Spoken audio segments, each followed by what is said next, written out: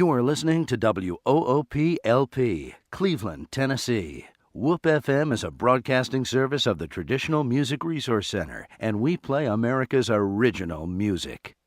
Where'd the old town go? They moved it on north of here in the shopping mall.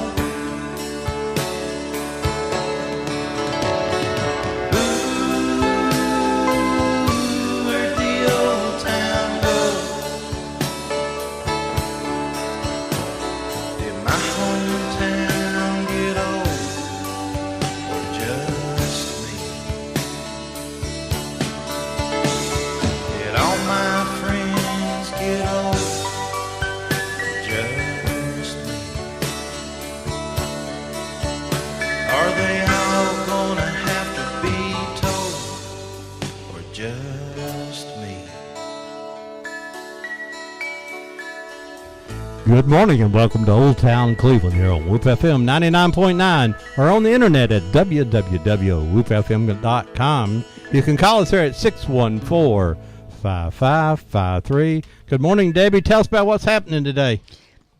Good morning, Ron. It's September the 21st, 2013, and we have a lot of rain this morning.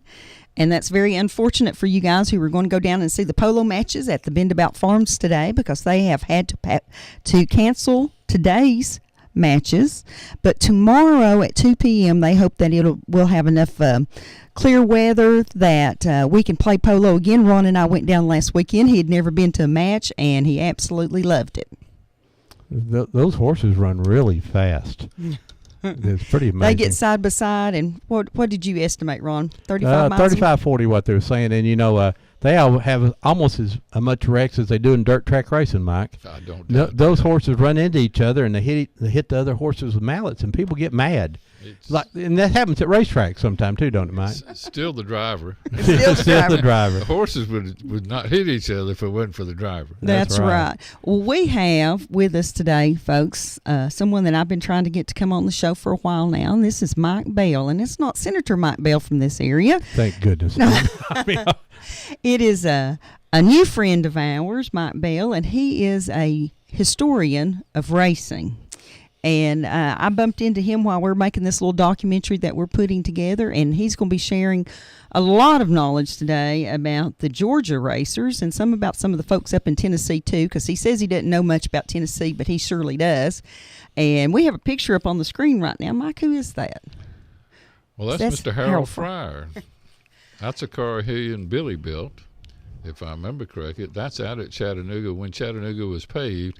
Boyd Speedway. They called it Chattanooga International Raceway at the time. Otis Gaither ran it.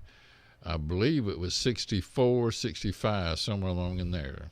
Mm-hmm. He won a lot of races in that car, not only on the asphalt, but on the dirt, because in those days, guys only built one car. They just kind of changed the tires, and they just went from one to the other.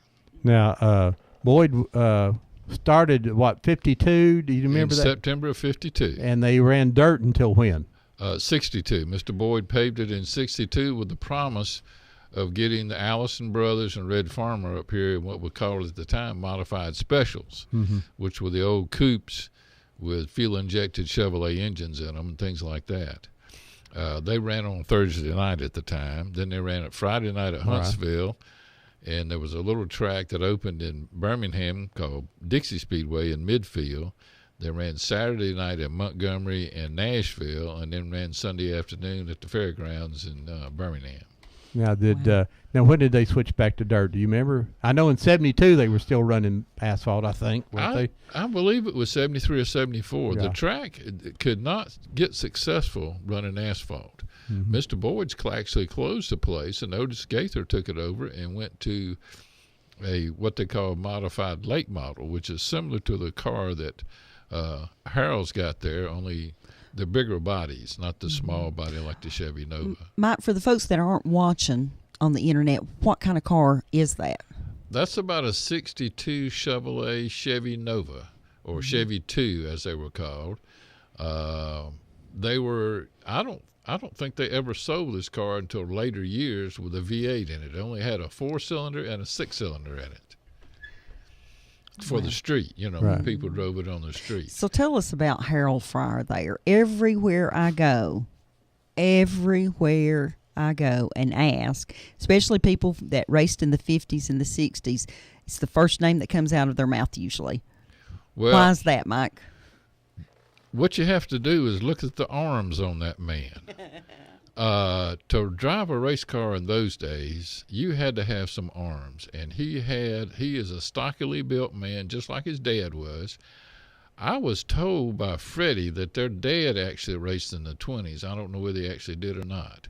I haven't done the research yet, but Harold started as a teenager in the 40s driving. He got so good that they would drive all the way to Birmingham to the old, what was called the Iron Bowl Speedway. Now, it was a circle. It wasn't an oval, folks. It was a circle. And you had to drive 100% of the time. There was no resting. And you needed arms like that to be able to drive in a circle for 50 laps. And that's what they did. And he would win down there, too. Now, Billy tried to drive, but if you've ever seen Billy, Billy was maybe 5'4", probably weighed at the height 140, 150 pounds. So as a driver, Billy was not built to be a driver. Harold was built to be a driver. Now, Harold, I understand also, of course, I've seen ads with putting the bounties out on Harold and Freddie. But now Harold used to play to the crowd a little bit, wouldn't he? Harold was a promoter's dream. He was WWF in racing. Well, now, in all honesty, Freddie was a Golden Gloves boxer when he was in high school. Yeah. Freddie was? Freddie was. Harold wasn't. Harold was probably the backyard boxer more than anything. You'll have to remember, if my memory serves me correctly, he married R.G. Nethery's daughter. And if you know R.G. never raced in his life, but he built more race engines than anybody in the world. He used to build one heck of a flathead. He would get big money for building a flathead. But Harold raced in 49. He was already known around as the stock car driver from Chattanooga. And after that, there was just a ton of guys from Chattanooga that used to go everywhere to race. I understand he used to throw bubble gum out to the kids, and he had a crown and a cape. He used to also carry the kids around after the races in the car. That was the biggest thing in the world, you know. After the races, they didn't put they didn't have trailers in those days. You hooked up a tow bar to the car and what we call flat towed it on back home. And he would put the kids in the car and drive them around the track. Because a lot of the cars in those days, the door's still open. They hadn't started welding the door shut. If you look at that Nova, everything's welded together, and that's for safety more than anything. That was one of the things they found out first, was that we need to keep the doors shut because you're liable to fall out. There were no lie now. There were several guys that were killed because they fell out of the race car when it turned over. Wow. And now Freddie was a pretty good driver too, was he? Oh, good, yes, sir, yes, sir. He was. He raced from about, I think he said he started in 52 at what was called Fort Oglethorpe Speedway, which was over. It's a church site now, which is kind of ironic when you think about racing. But he drove. I think he said it was a 37 Plymouth. It's one of the few cars he does not have a picture of. Oh. So if anybody has a picture of Freddie Fryer with his first race car, he'd love to have it. Lives in Cassville, Missouri. He and his wife. Next time you know he's coming to this way, I need to record him again. I recorded him down at the Georgia reunion, and it was raining cats and dogs and frogs and lizards that day. So all you hear is rain. It sounds like he's in a popcorn machine talking to me, and everything he said was wonderful. He was talking about Harold and the crowds and how he got he got started. He was about 13, he said, and Harold would let him go out and iron out the track. And then Freddie got a little bit brave, and he was running faster than ironing the track out than Harold was running in his car. And Harold walked out in the middle of the track and stopped him, told him, get out of his car, go get your own car. You can race now. And that's the story that Freddie tells, much better than that. Mike, I started going down to the Cleveland Speedway, grew up behind the Cleveland Speedway, and remember them driving the 55 Chevrolets, Harold and Freddie, and Of course, Jerry Meadows and different things like that, and that was just, there's nothing greater to see those old 55 Chevrolets run. That's still my favorite to see those. I still like the cars that look like cars. Not, the newer things today don't interest me as much as the old real race cars. Well, that was the interest. That's the way Bill France started everything, was the idea that he put a car on the racetrack that looked like the car in the showroom, that you would be driving down the street or driving to work. You wouldn't necessarily be rooting for that driver. You'd be rooting for that 52 Oldsmobile or that 51 Hudson or whatever. Then it got to be where the drivers were more or less like rock stars, and Fireball Roberts was essentially the first one. Where was I know he my from? dad bought a 62 Pontiac Grand Prix because of Fireball That's Roberts. right. And I remember they had to go in and change something on the throttle of the gas tank so it would take gas faster, and so it had to come out on the cars too. So my dad went and bought one of those things, put more gas in it faster. Like, that was really a concern for my dad, but he needed to get in there faster and out of there. Mm-hmm. So And we wish we still had that car. That would happen to be the fastest car I think I'd ever seen in my life. And he proved it coming back from Atlanta one night. And Judy Pogue down in Chatsworth, that used to be the sheriff down there, Sheriff Judy. Judy's guy. He talked to Dad about how fast he's going through Chatsworth. So I remember that as a little boy too. Went to Atlanta and come back and got caught. All right. Going through Chatsworth. Yes, 411. A long time ago, before the interstate. That's 411 coming up through that way. And my mom's from Murray County, so Judy knew all of us, but still had to go back down to the old jail there and had to. That's when you followed them back to the jail and paid had to contribute to the economy of Chatsworth that night. Yeah. Well, let's take just a moment here to mention that we have one of the biggest car shows probably in this area for hundreds of miles today at Westwood Baptist Church up on Highway 60 on Georgetown Road. It's free and open to the public. They open up at 11 a.m. this morning to 3 p.m. I think even rain or shine, most of the cars will be out. I haven't heard any differently. So please go up there and support them up at Westwood campus. It's free. Just go on up and see them. And here on Thursday nights at the Bistro, we have Shane Lowe that plays live music from 5 to 8 p.m. And on Wednesday nights, you can see Joe Collins, little JoJo Collins. He's not little anymore. JoJo's not little anymore, no. 6 to 9 p.m. But both of those are some great entertainment, so come out and support them too. Mike, I know can you think of, from Gatlinburg to Dawsonville, what tracks used to be around and they're gone or now? still there? I mean, what good kind heavens, of? good heavens, believe it or not. Well, we've been told, we never have been able to substantiate it, but there were a couple of tracks cut in cornfields there in Dawson County.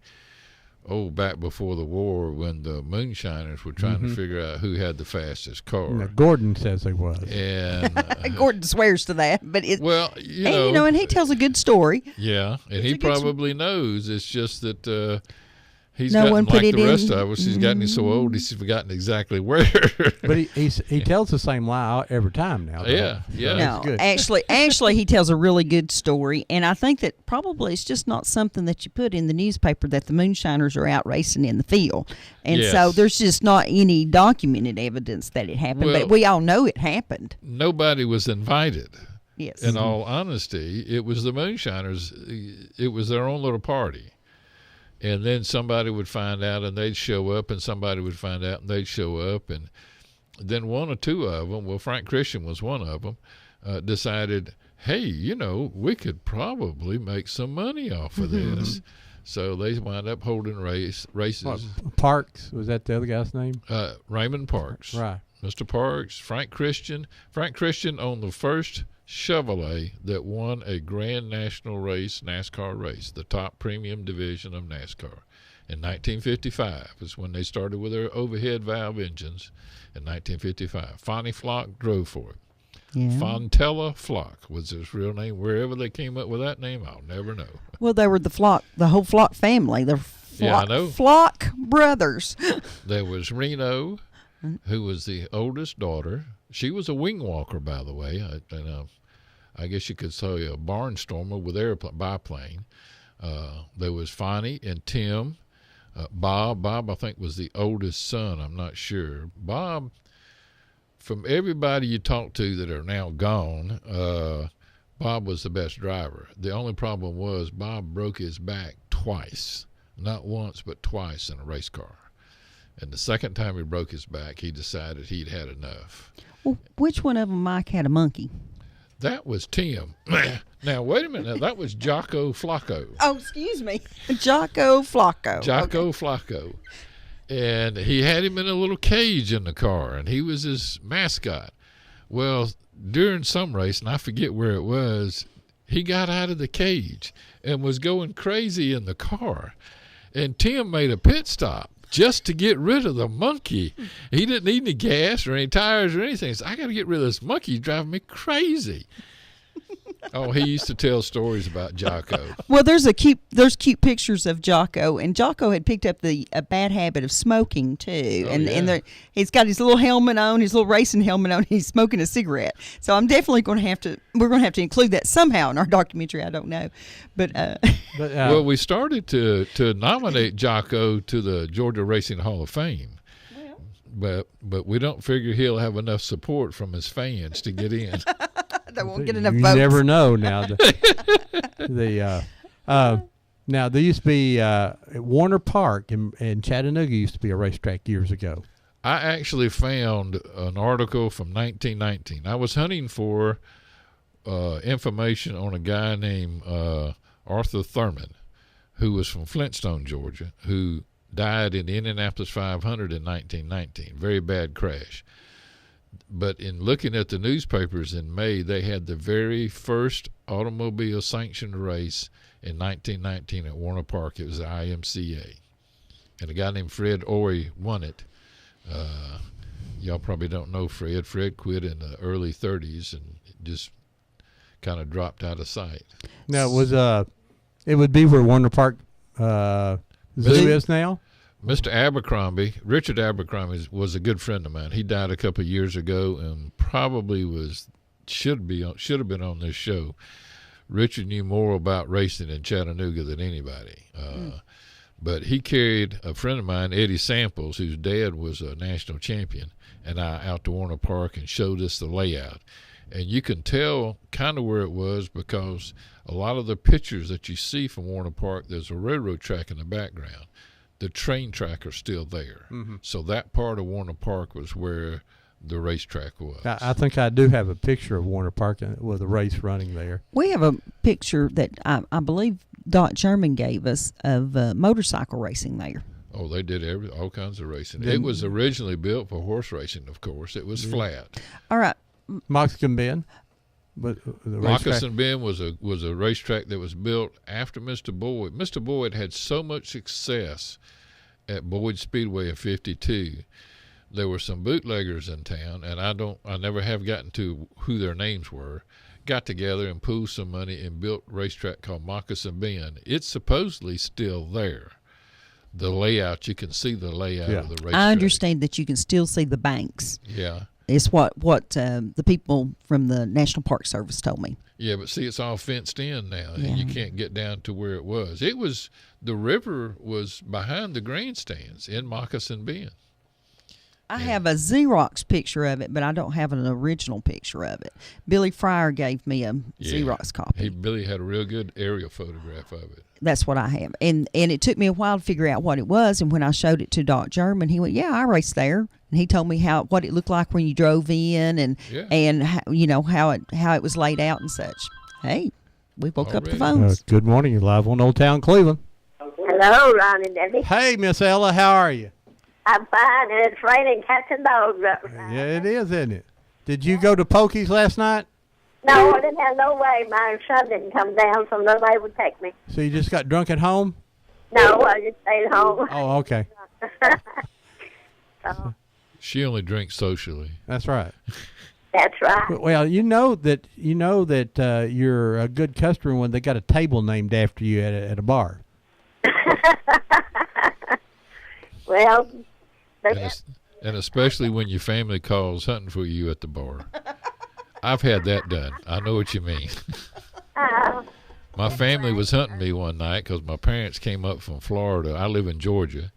And they called and called and called my apartment and never could get me to answer. And my cousin said, well, you're calling the wrong place. You got to call this number right here and just leave a message. He'll get back to you. And it was a bar called Hemingway's. And I used to go there every Friday and Saturday night. Sometimes during the week when I felt bad. And then it started ever dying. I guess I'll have to wait for payday. Oh, no. Payday. That's a long time off.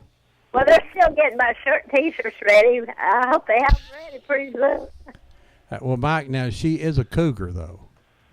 She likes younger men. Is she? Yeah. Well, I'm an old guy. Well, no, but Mike, we're probably in her age range, though. You know, she's 74, so she can go on down anywhere below 74. 74 no more, Ron. Uh-oh, you're 76? 75. Oh, 75, okay. Yeah, so, well, Oh, Miss Ella. you stay out of the rain today. Bye, sweetie. Have a good week. Bye-bye. Bye. Miss Bella always makes me laugh. Oh, okay. Let's. But now, So go Go ahead. ahead. Other racetracks, can you remember up through Tennessee and Georgia? I mean, well, now we Hold always on. got to mention dirt track racing. People that talk. Good morning, live on Old Town Cleveland. Hello. Hello, Hello. this is T Bandy. Hey, T Bandy. Do you have a fish truck today, T? Gonna have a fish truck if it don't drown before it gets here. Yeah, we don't want to get our fish wet today, do we? Will that start at 11 o'clock? Yeah, it's supposed to be here at 11 o'clock. Okay. If anybody's ordered fish for your pond from T down at the Bradley Farmers Co-op, they're going to be delivered today at 11 o'clock. Just get on down there. You'll be there like from 11 to 12. 11 to 12. They don't have to have no order. Just come on down. There So you go. If you want a good grass carp, you just go on down there today and they'll put it in the bag for you, right? Yeah, that's right. Put them in the bag, yeah. All right. All right. Thanks, T. Yeah. Good luck, buddy. Bye-bye. Bye-bye. We had to take care of official business. Official Yes, business. well- But, racetracks, these, gosh. Okay, Wait, today's wait a minute. magic word's going to be racetrack because every time Good you morning, say you're it, live on folks Old Town Cleveland. Hello. Hello. My butt is getting wet. He's at the market. He's got purple hull peas. He's got greens. He's got onions. He's got tomatoes. He's got a whole bunch of stuff. And, Sweet potatoes. and tell him where he is now. He's on Peerless Road. He's a Korean veteran. Hey, Miss Bernice, did you ever watch the races? Yes, Where did you go to see races? I went down there off of South Lee Highway and watched the races once. Scared the dickens out of me. But I love you guys. Love you too, Miss Bernice. Don't get too wet. Bye-bye. Oh, Lordy. Now, Other racetracks. yes. I actually found an ad in the Chattanooga papers for a racetrack at Soddy Daisy. There was an old friend of mine, Ivan Stevens, and I don't know how Ivan is doing. He lives in Athens. He told me about a racetrack that was called Midway Speedway. Yes. It was midway between Athens and Etowah. Right. It closed about 54 when Cleveland opened. I think Yeah. it ran for about 2 years. Ran for about 2 years. There was a racetrack in Fort Oglethorpe that a guy named Indian Joe Martin ran. They called him Indian Joe because he was an Indian motorcycle man. He loved Indian motorcycles. Good morning, you're live on Old Town Cleveland. Good morning, Mr. Ron. How you doing? Hey there, Bullet. Does anybody know when that racetrack first started down there at Cleveland Speedway? April 54, isn't it? That's right. Well, my father actually took me there back in '58. I was 10 years old, and we were standing outside looking through the crack, and there's a car running through the fence. If my father hadn't grabbed me and moved, I probably wouldn't be here now. Oh. And I never will forget that. But back then they didn't care, but now I think they got it blocked for you can't. I wouldn't want to stand there anyway. Well, they got signs that says don't stand here, right? But back then they didn't hardly care. But I'll tell you what, I learned my lesson. That's right. Mr. Bullet, you need to come by and see me after the show, okay? Okay, we'll see. All right, bye-bye. Oh, that's funny. So we had Indian Joe at Fort Oglethorpe. Yeah. Actually, his son still lives here in town, Chico Martin. And then there were 2 racetracks in Dalton. One was called Dalton Speedway, of course. The Newberry family had it. It was on their farm out off of Highway 76. And then there was a unique racetrack called Mountain View Spillway Speedway, which was over behind where the hospital is now on Highway 41. It was kind of a unique racetrack in that it had a creek that ran across it. There were several other racetracks around the country that had that same thing. But that literally across the track itself? Yes, sir. As you go to the old site now and you look down what used to be the third turn, there's a little pond there. And that pond is fed by that creek that starts in the middle of the racetrack and runs out of the racetrack. So did you have different tires when you went down there? No, you just well, in those days nobody had different tires. In all honesty, there was no such thing as racing tires. Everybody ran tires from the street. You'll see some pictures because some guys got the bright idea of grooving across the tire. Their standard tires. Racing tires didn't exist. Well, they did for Indianapolis, but they didn't for regular short track racing until like the 60s. So most of these guys are see those tires on the back of that car? That's Jack Cunningham in number 32. Now, I believe that's at Boyd's. Those are just regular tires. Now, the wheels are special, but those are just regular tires. I believe a lot of guys, like I say, would groove across them so they would dig the track better, but those were just regular tires. Let me ask you a It's probably question. cheaper to run the car back then, too, wasn't it? Oh, yeah. A car like that right there, you could now. You got to realize now, this is not that much money to us today. Mm-hmm. But for less than $400, you could put a car like that on the racetrack and be a winner. The only problem was you were only making $30 a week. Mm-hmm. Mm-hmm. So you had to cobble everything together with used parts, go to the junkyard and beg and borrow and get your friends to give you this, give you that. And half the time, most of the welding was done by guys. Oh, he'll weld these in for us. They buy him a 6-pack of beer and he'll weld it in there. Mm-hmm. Ivan Stevens, let's go back to the Midway. Was that a flat track or did it have banks? It had banks to Okay. it. It was built for automobile racing. It really But it was just on whose farm was that? I don't know. Ivan showed me where the track was, but I don't know whose farm that was. Someone told me, and I've It's written right it down off somewhere. the road that goes between the two cities. I understand that it was just a fellow that ran a junkyard or something up there. And Mr. Moss, the road superintendent, tells it's on County Road 619. Now, to us Bradley Countyans, that doesn't mean a lot. Yeah. But we know the general vicinity where it was at, but someone had told me they thought in the beginning it was just a flat oval that they had just kind of drawn out on the farm, and then it might have proceeded from there, and it closed down when Cleveland opened. But I don't think Mr. Stevens is in good condition, and but I understand he's got some nice scrapbooks I'd like to see. Oh, yeah. I created them for you. Oh, good morning. You're live on Old Town Cleveland. Good morning, Ron. Hey, Red. I wanted to ask him, is there a dirt track race in Chatsworth? You mean tonight? No, I doubt seriously, Is there but a track there? yes, ma'am. It's North Georgia Speedway. Where is it at? It's on Highway 225. If you'll go west out of Chatsworth on 76, about where the is it called the Van House? Is that what? Yeah. Right near where the Van House is. 225 runs into 76. Just take it south like you're going to Calhoun, and about 10 miles out of town is where it is. Okay, I had heard about it, but I've been through there a million times. I've never seen it. Well, actually, there's a little mini go-kart track across the street from it. It's called North Georgia Mini Speedway. Mm-hmm. Or last time I was there, it was called North Georgia Mini Speedway. When do they run? Saturdays? They run Saturday afternoons. The racetrack, the big racetrack, runs Saturday nights. They were supposed to run tonight, but I doubt seriously if they'll get it in. They run every week? Yes, ma'am. Okay. Thank you. Yes, Thanks, ma'am. Red. Bye-bye. Bye. So, I don't even know where the Chesney. My mom's from Murray County, but I don't even know where that racetrack is.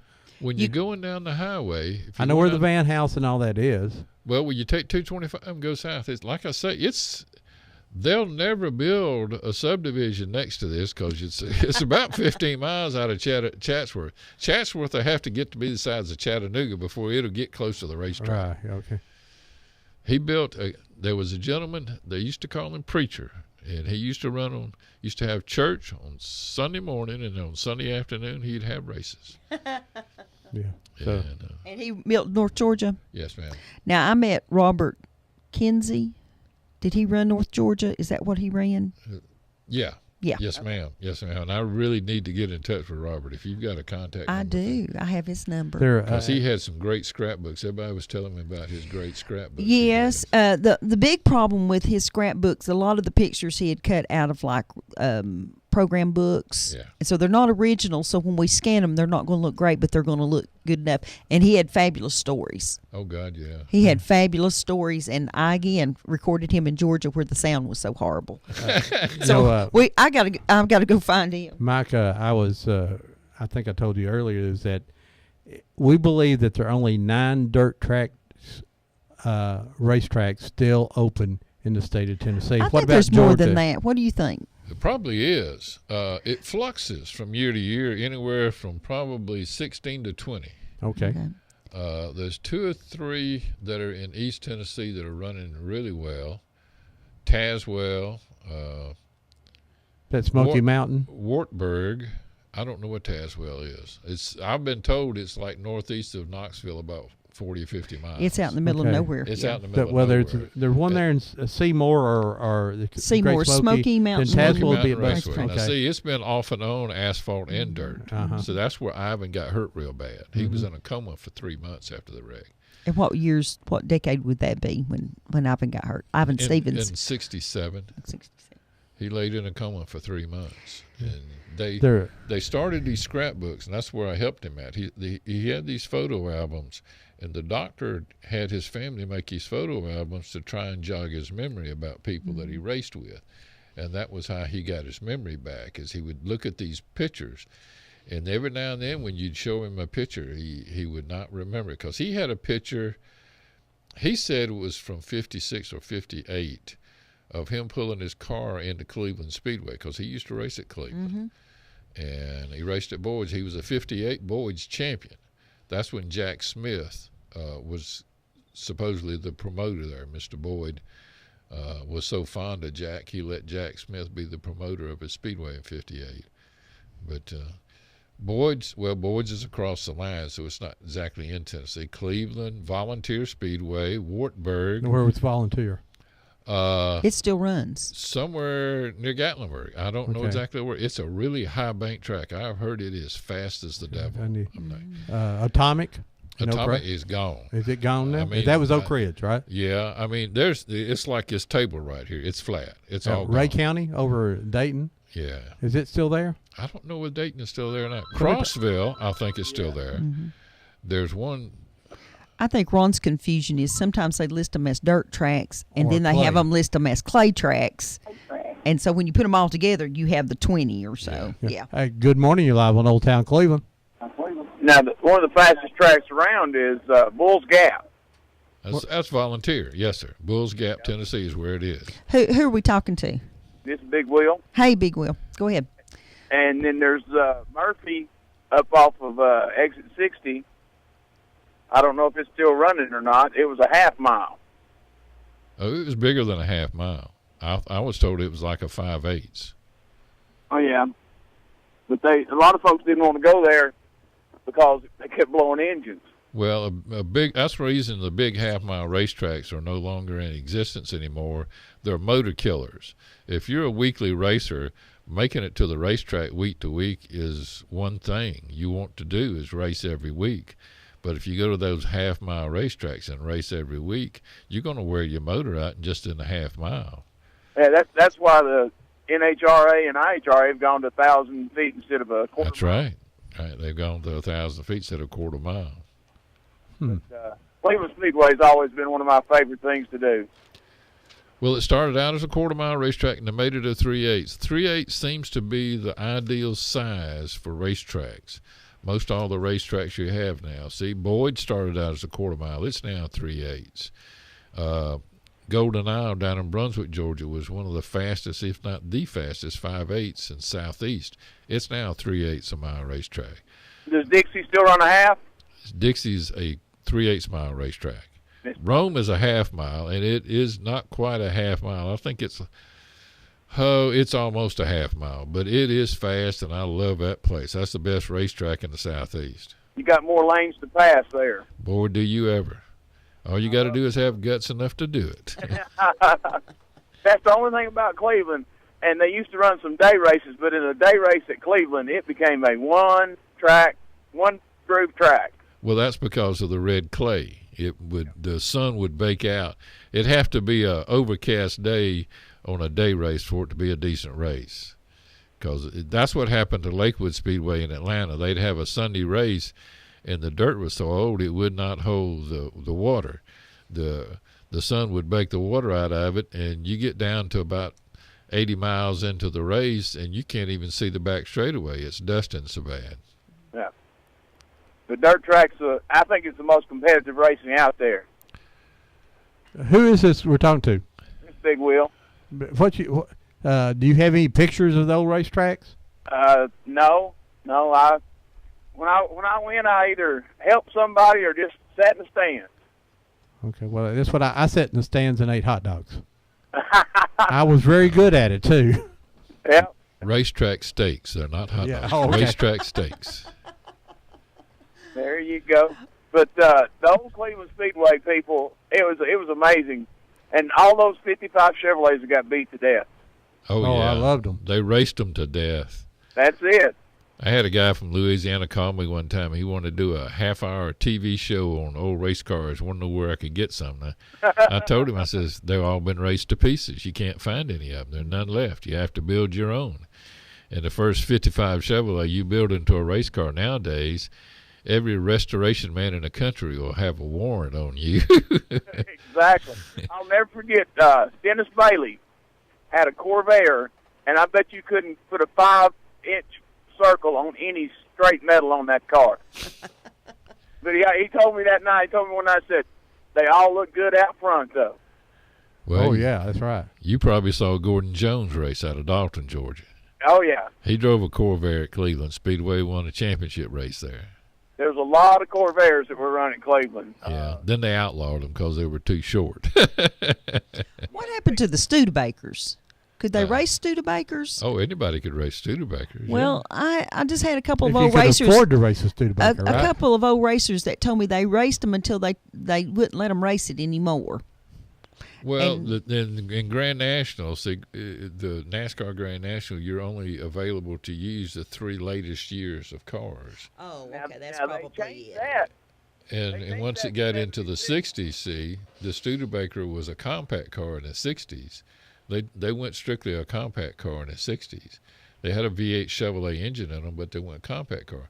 And the wheelbase is too short for Grand Okay, National that makes sense. That makes sense because they tell me how much they love driving the Studebaker, but they wouldn't let me drive them anymore. And I'm thinking, okay, Now, go ahead, Big Wheel. They changed that NASCAR car rule Oh, I don't doubt that. because there was nothing for Petty to race, and it was a Chrysler product.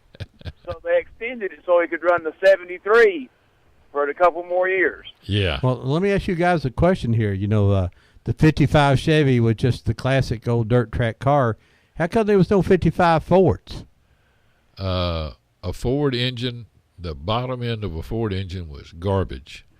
If you put high compression pistons in a 292, I believe it was, to try to run a 292 high compression engine, you would blow the crank off the bearing bounce. That's what I've been told. You cannot take an old Y-block Ford and do that because the weak length of the car was the crankshaft bolted to the block. It was terrible. Well, they only had two bolts. Yeah.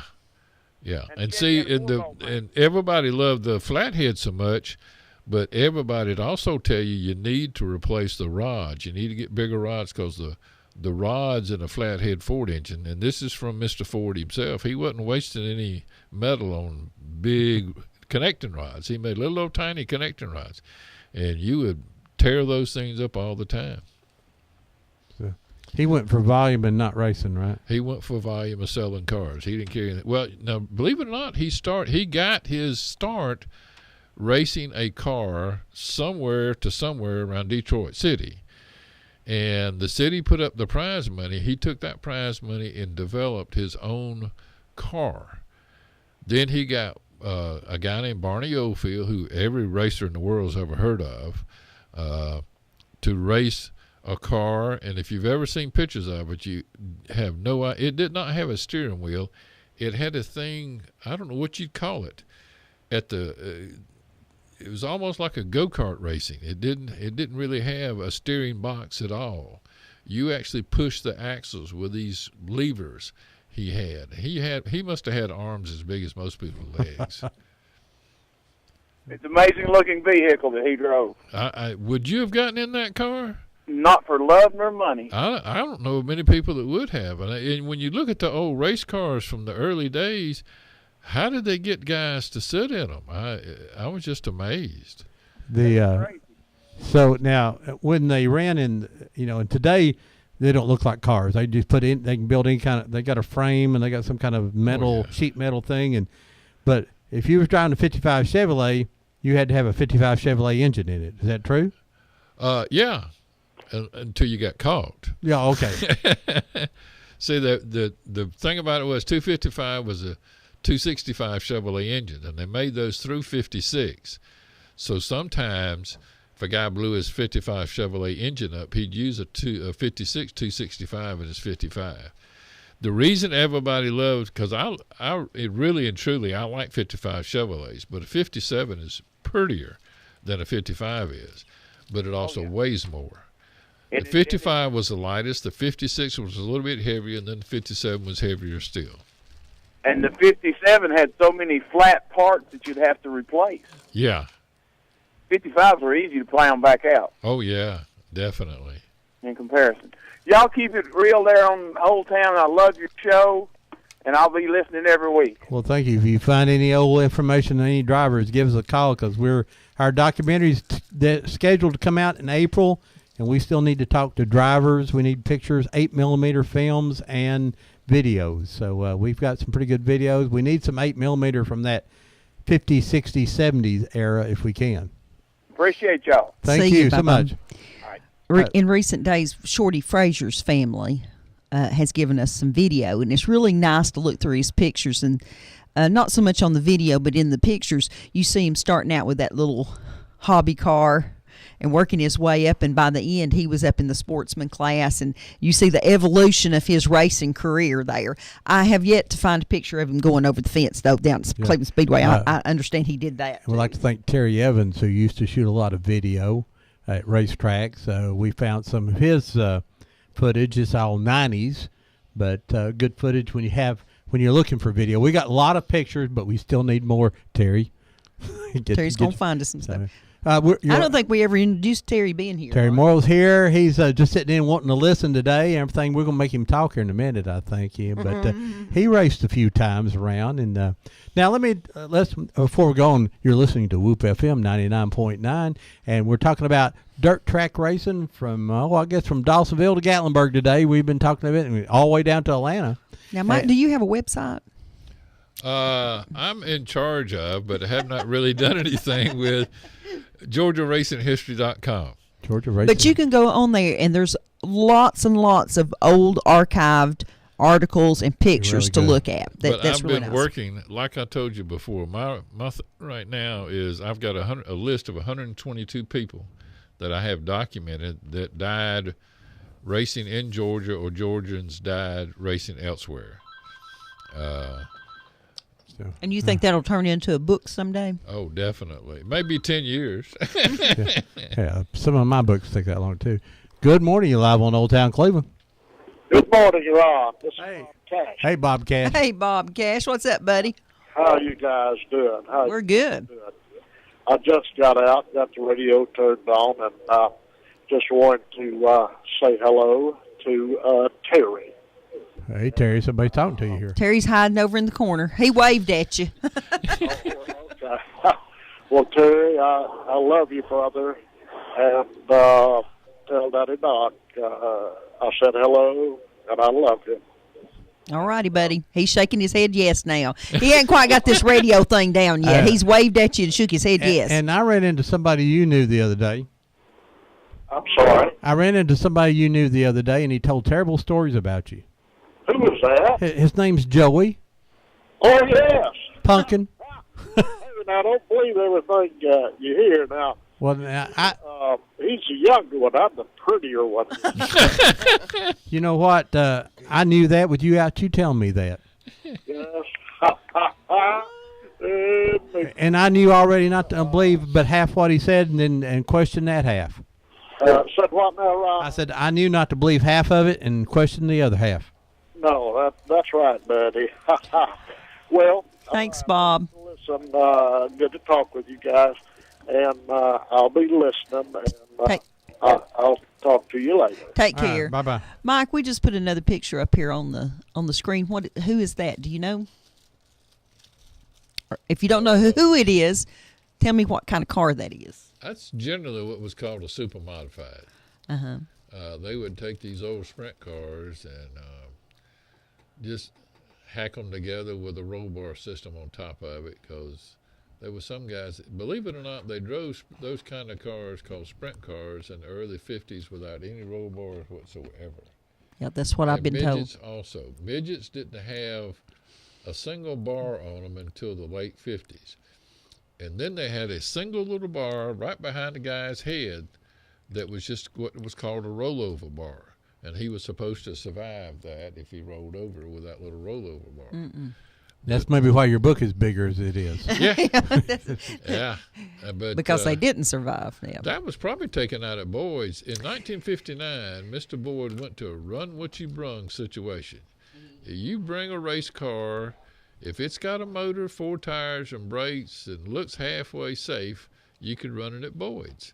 And that's kind of what started all the craze that started around here, where they cut the bodies down and made little cars out of them. Run what you brung. I like that. Good morning. You're live on Old Town Cleveland. Yeah, this is a beautiful day for ducks. Hey there, Ed. Hey, Ed. What's up, buddy? Good morning. I don't know. I'm afraid to stick my 2 cents worth in. I never did pull them wide blocks of hole. I drove one on the road every day. It would run around the Mary Hill curve at about 100 and hold it. But on the track, I run flathead. I worked with Gene Norris when he run a flathead, run same engine for 8 years, and never did down it for banks in 8 years. Turned pretty good, run 2 carburetors and alcohol, cammed. I guess that thing, I don't remember, punched about 160 over, 180 over. Run pretty good. Did you drink any moonshine, Ed? Never touched a drop. Never? Never, anyway. Never dropped a drop, right? Anyway, that was my good times. I enjoyed racing. I raced all over the United States on a real small budget. I let Uncle Sam pay my way when I was in the military. That's one thing kept me in the military, because he was paying me to move. And I ended up racing in Alaska and Highway both. And most people didn't get a chance to do that. I hold a track record in Highway the last count I had for a Stalker, 6-cylinder class, Chevrolet, downtown Honolulu. And we're since I'm on that, we are going to bring Highway to Bradley County the 28th at the Tavena School Reunion. Boy, I sneaked in that slick, didn't I? Oh, I like the way you transitioned there. Yeah, we need everybody to put on their grass skirt and their pretty shirt and wear a pineapple on your head if you want to, and just come on out and we're going to enjoy yourself. There's still people that's never made a reunion went to Tavena School. If you went there, I don't care if you went one day, come on, we're going to enjoy yourself. And it's just a couple of weeks away. Some way we miscued in the paper, don't look at that 21st. It's the 28th. So that's next weekend then, right? That's right, out here off of 64 Highway. You'll see a big sign. You can't miss it. It'll point right over there at the pavilion where we're going to have it at. Same place it was last year. All right. Well, that's Trevena School, and that's from what, 1925 forward? Yeah, up to when it closed, everyone it was. I ain't got the date. Gosh. 70. 70, 71, maybe 70. 72, I guess. Yeah. I don't know. Anyway, no, it was before then. It closed up in the 60s. Oh, the 60, okay. Anyhow, you get me on these dates, and I've done forgot most of them. Some of them I want to forget. But, yeah, I enjoyed my racing. The hardest race I ever run in my life was in West Texas on the sand. I'd never, a dirt track, and I'd never been introduced to that. Now, picture racing with 2 pieces of sandpaper on your face at, 60 or 70, 80 mile an hour. That was fun now. And the car took the same toll that I did. The dust and stuff off that sand was pitiful, and it got all in the engine. You didn't have to open your cylinder walls up any. It'd sand them out for you. Smooth board. Yeah, and them boys would race, but they built their engine every week, and I couldn't afford that, so I just ended up racing 2 weeks, and that done me. But yeah, I mean, I really enjoyed my race time, and Gene Norris was a good boy. He taught me a lot about old racing. Gene used to say, "I don't want to win much. I just enjoy racing." There's some of the newspaper articles I've seen on Gene. He like ran every race, in a day, and he wouldn't win any. But we've got a picture of him. Probably he doesn't look like he's 18 driving a race car. We would go to here at Cleveland Speedway, and then we go to Boyd's, and then we go to North Georgia all in one weekend, and worked every day. Well, it was off Sunday, but blowed the old number 7 up at North Georgia, and it run it 8 years when it slung a rod out of it. And the thing won that race that week, but he had dropped back one class and changed the fuel and carburetors because we knew the engine was knocking when we started in the race. Anyway, yeah, I'm enjoying it this morning. Ed, you got pictures? And do what? You have pictures? Racing pictures? Yeah, I sell them things $500 a piece. All right. Well, Deb ordered 2 then. I wish I did have. I've got 1 or 2 old pictures of some of my old race cars. Would you believe an old 53 Ford? Now, Mr. Ed, you have been holding out on me. But couldn't use that. People wouldn't believe that. I done pretty good racing. Never did win much. I run second through last most of the time. Second through last. But I had a ball now, and I'll tell you right quick, the hardest race I run was from Talkeetna to Anchorage, Alaska on a snow machine. 200 miles through the woods. Now, you ain't racing until you done that. That's like driving a dog sled with a motor on it through the boondocks. And the purse was $5,000. It was over 480 machines started, and they was less than 50 finished, and I finished 13th. Is that an unlucky number? Yeah, it was for me because I didn't win the $5,000. Okay, good morning to you. Bye, Ed. Out of here. Thank you. Bye-bye, dear. I'd worry when you wreck there that there's like wolves and grizzly bears. I mean, Mr. Ed been holding out on me. Yeah. He has not told us he was a racer or anything until that moment. Mike, going down into Dawsonville and running through all those guys down there, the Charlie Menzies and other guys and Barrett. They talk about moonshining racing started because of all their moonshining activities. Now you get up here, people seem to started racing later on, but was in the 50s or when the Cleveland built and the Midway and then Fort Oglethorpe, was it still because of moonshining, or was this guys just wanting to start racing now? You can attribute it to World War II. All those guys came home, and they had seen so much they wanted to get out and do something. They didn't care what. They wanted to get out and do something. In the wintertime, you played football or you did something else, hunted.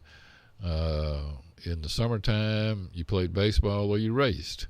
And there were a lot of guys that played baseball, but there were a lot of guys that they were mechanically minded. They became mechanically minded because the Army gave them a job in the motor pool. They learned how to rebuild engines, to fix up Jeeps, so they started fixing up cars and racing them. It was a combination of the moonshine and World War II. People don't believe me when I tell them that. It's racing when you're sitting in a car. When you're sitting in the stands, it doesn't make as much sense to you. But when you're sitting in a car, it's an adrenaline rush like you've never had before. And when you're in a foxhole in Germany and you got everybody shooting at you, it's kind of an adrenaline rush just to stay alive. And racing to them was easy after they'd done that. Mr. Parks told me he spent 5 days in the same foxhole, never got out of it. Because if you raised your head up, there was a sniper. They knew there was a sniper out there because a couple of guys raised their head up and they got shot. Wow. So. But you know, he was in World War II, and perhaps they realized that life was too short not to do what you wanted to do, or not to do something. To do something, make a difference. Yeah. So when does the Dawsonville boys claim that dirt track racing started right there in Dawsonville, Georgia? Is it where it got organized, or was it happening all over the country? People out in the back roads just racing each other. Well, there were probably hundreds of guys racing up and down the roads in the 30s. Mm-hmm.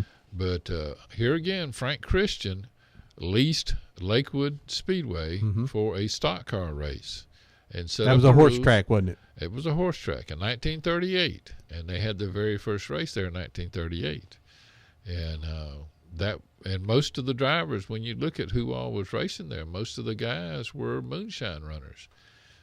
All out of the North Georgia mountains, right? All out of the North Georgia mountains. Now, we were talking about, you talked to your friend there on the phone about whether he ever drank the moonshine. Mm-hmm. Charlie Mincy, I don't know whether you asked him this or not, but Charlie ran moonshine from the time he was 13 till the time he was 16, sometimes 7 times a week. He's never had a drop of liquor in his life. He said he never owned a car either. He said someone always... No, he owned the liquor cars, but he never owned a race car. Yeah, he said he never owned a race car because people come to him and asked him to drive for him. That's pretty unique, isn't it? That's very, very unique. You can't find many drivers that have that kind of career as long as he did. He started in 1949 and walked away in 1983. And you just can't find as many guys that drove those years that did not wind up owning their own race car. And he was pretty successful, wasn't he? He was very successful. What did he do outside of racing? He was a body man. Body man. See, that's how he started learning how to drive. When he was 10 years old, he used to work for his daddy. His daddy ran a body shop and I guess you could say automotive repair business in downtown Atlanta. Well, the guys that would come to work and leave their cars with his dad to work on during the day, well, they had to be delivered to those guys when they got through with them. And Charlie Mincy would deliver those cars at 10 years old, go through the streets of Atlanta to certain building, and the guy would be there, and the guy would pay him, and Charlie would walk back to his daddy's garage. That's how Charlie learned how to drive when he was 10 years old. When you talk to Charlie now, he seems just so mild-mannered and stuff. But I can't imagine behind the wheel. What kind of driver was he? Did you ever get to see him race? Yeah, he was a very intense driver, but he was probably the cleanest driver you've ever seen. There's been several guys, when we've had these reunions, that'll talk about racing side by side with Charlie for 20 and 30 laps at a time, and they're not worried because they know Charlie is not going to dump them out, not going to spin them out, not going to do anything. Not going to put a wheel to him. He's not going to put a wheel to him. He's going to beat you fair and square. He's going to outrun you. He's not going to push you out of the race. Now, you may wind up pushing him out of the race, but you're not going to. And he may wind up coming back at you after that. But he's never going to be the first one to put you out of the race. Mm-hmm. It never was. He didn't really need to. He was that good. When he was driving liquor cars, and Billy Carden, who I wish was still alive because Billy had more stories than Carter had liver pills. But Billy told me that he could take a car and in a 2-lane street with cars parked on both sides of the street and do a 180 in the street and never touch the cars on the sides of the street. That's just talent. Great. talent. Well, we need to take a break, folks. Well, Deb, Ooh, talk to don't- them there. Just say, tell us what's coming up here tomorrow, and I mean this week. Oh, while I next. get some- Well, I'll tell you what, the polo matches for today have been canceled because of the rain. They have to do that for the safety of the horses and the riders. But they're going to try to have the 2 o'clock free matches tomorrow at Bendabout. And the automobile show opens up at 11 a.m. to 3 p.m. over here at Westwood Campus over on Highway 60. Go by and see them. That is a free activity. And we'll be back with you in just a few moments. WOOP LP, Cleveland, Tennessee. Check into cash. To get the most money, turn your car into cash at Check Into Cash. You don't need a check to get a payday advance at Check Into Cash. Apply online or stop on by at Check Into Cash. Get a payday advance or a title loan. When you need cash fast, visit Check Into Cash. Visit checkintocash.com or call 877-262-CASH for more information. Get on down. Check into cash. Wheeler Technologies has moved. Visit them at their new location at 490 Grove Avenue Southwest next to Bradley Rentals. Same great folks, same great service with a better location to serve you. Call Wheeler Technologies for voice, data, and security needs at 664-TECH. That's 664-8324. And remember, depend on Wheeler Technologies for the current time and temperature every day at 476-1111. Tennessee Alarm Contractor C1750. You save when you buy from the factory. Now you can save even more while we celebrate the grand opening of our new store on the North Shore in Chattanooga. Plus, we'll pay your sales tax on Mermaid products $6.99 or more. Kiesler Incorporated is in the business of recycling your metal, and they pay cash. The only covered scrapyard around where you can recycle rain or shine. They're located off the bypass on Overhead Bridge Road. Automobiles, appliances, copper, stainless steel, tin, all metals can be recycled at Kiesler, and you can walk away with cash. That's right, they pay cash, and they are the friendliest scrapyard in the Southeast. If you have unwanted metal just laying around, bring it to Kiesler Recycling today and walk away with cash. Kiesler Recycling open Monday through Saturday 7:30 to 5 or call for more details 614-3000. I'm Caleb Day. Here's a look at your weather forecast. Cloudy skies today with a 70% chance of showers, high in the mid-70s, low overnight in the mid-50s, and partly sunny Sunday with highs in the upper 70s. That's a look at your weather forecast on Whoop FM, brought to you by P-Dabs Antiques.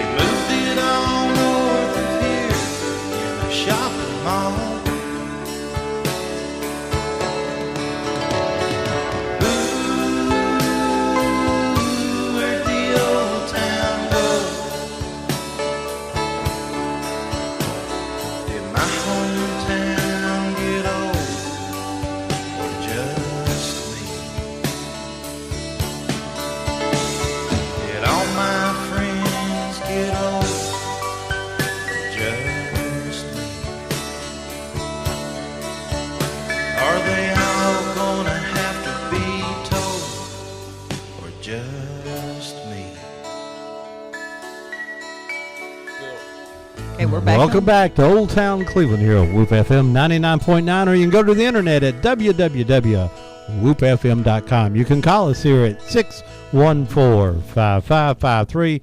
We have Mike Bell, not Senator Mike Bell. We have an intelligent Mike Bell with us today. I still want your votes. Yes, he still wants your votes. And he's here. He is a historian with about dirt track racing and just unbelievable stories. And before I go on, our friends, the Convertible, the Party Band, the Convertibles, the Party Band will be at B&B Marina tonight from, this is Saturday, September 21st. And they'll start about 9 o'clock. You can get there early and drink earlier if you want to, or you can just eat or something. But if you, but that'll be the Party Band. And I imagine this is indoors or at that pavilion, so you can go and get wet in the river, or you can go to the, up to the docks area. So, but they have it rain or shine, I believe. Rain or shine. Next week on our show, Ron, we're going to have P-Dab and P-Dab's aunt, and they're going to be talking about... Well, that's a good one, P-Dab and P-Dab's aunt. Growing up over in the Prospect area and out on Harrison Pike. And growing up before cell phones and GPSs and color TV and indoor plumbing and when you grew all your own stuff and you were glad to have it. And so that should be a fun time. I know that all of our listeners like those kinds of shows. And then on the first weekend in October, we have our friend Kent Inslee coming in. He's going to talk about Sugar Creek and Union Grove and Valley View and all those communities and Buck's Pocket. And then on the 12th of October, we're going to have our buddies from the Couches Barbecue come in. Ken and Kenny Steiner. Talk about how barbecue got started down there. And by the way, I've invited the mayor. So we know some lies will be told that day if the mayor shows up. I think in November, there's a couple of people we got coming and haven't got the dates on them, but Dr. Hood from UT will be here to talk about Appalachian religions, and he is quite an expert on the snake handling part too. We did a snake handling show a couple of weeks ago, but Dr. Hood has written several books about it. And then Mr. Murray, he is the president of the Chattanooga Historical Society.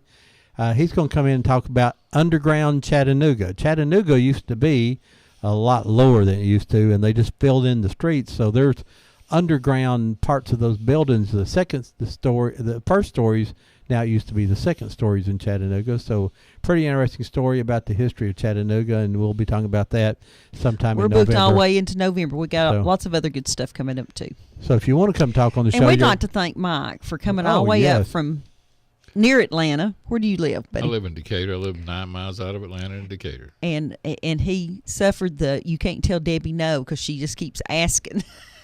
The one thing I would like to find out, I did some research from 1913, and they built what was called a board track in Atlanta and raced motorcycles on it. It was a quarter-mile, 45-degree banked motorcycle track. Well, a guy named Jack Prince did this. Jack went all over the country doing this. He built one also here in Chattanooga. I found the articles in late 1913.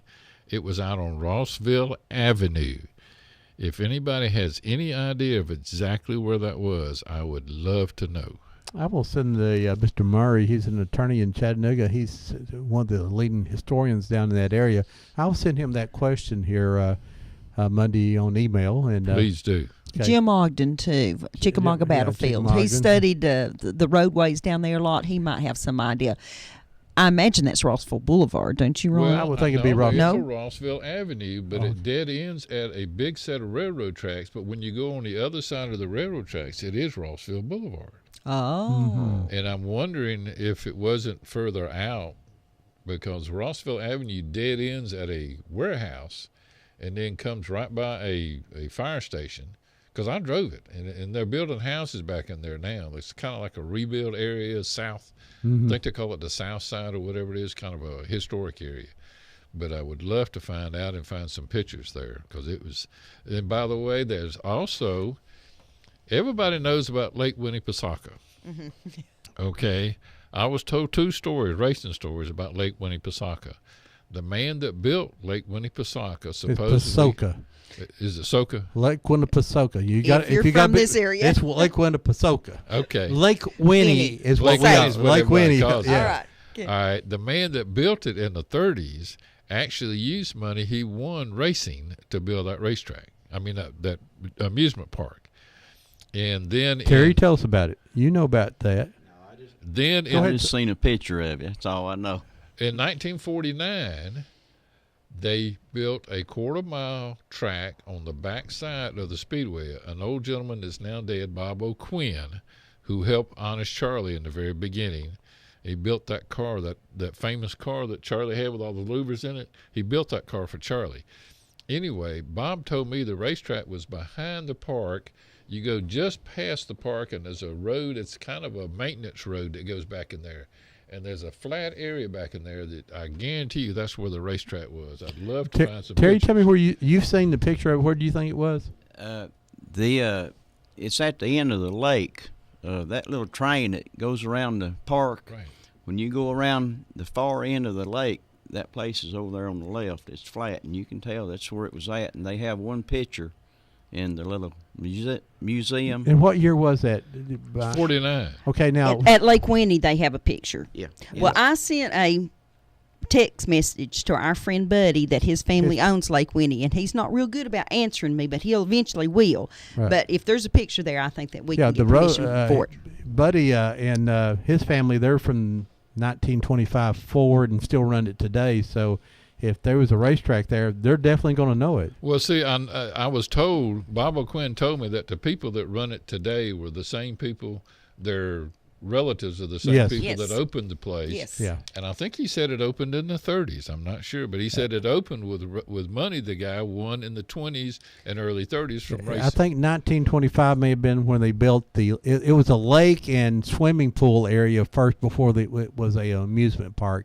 And then they started adding rides as they went along. But a long time, we had a huge swimming pool down there. Well, you know, Lakewood was the same thing. Yeah.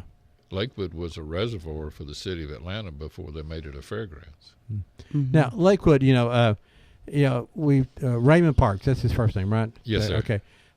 His middle name was Dawson. Right. He was born in Dawson County, and he was related to the Dawsons that the Dawson County is named after.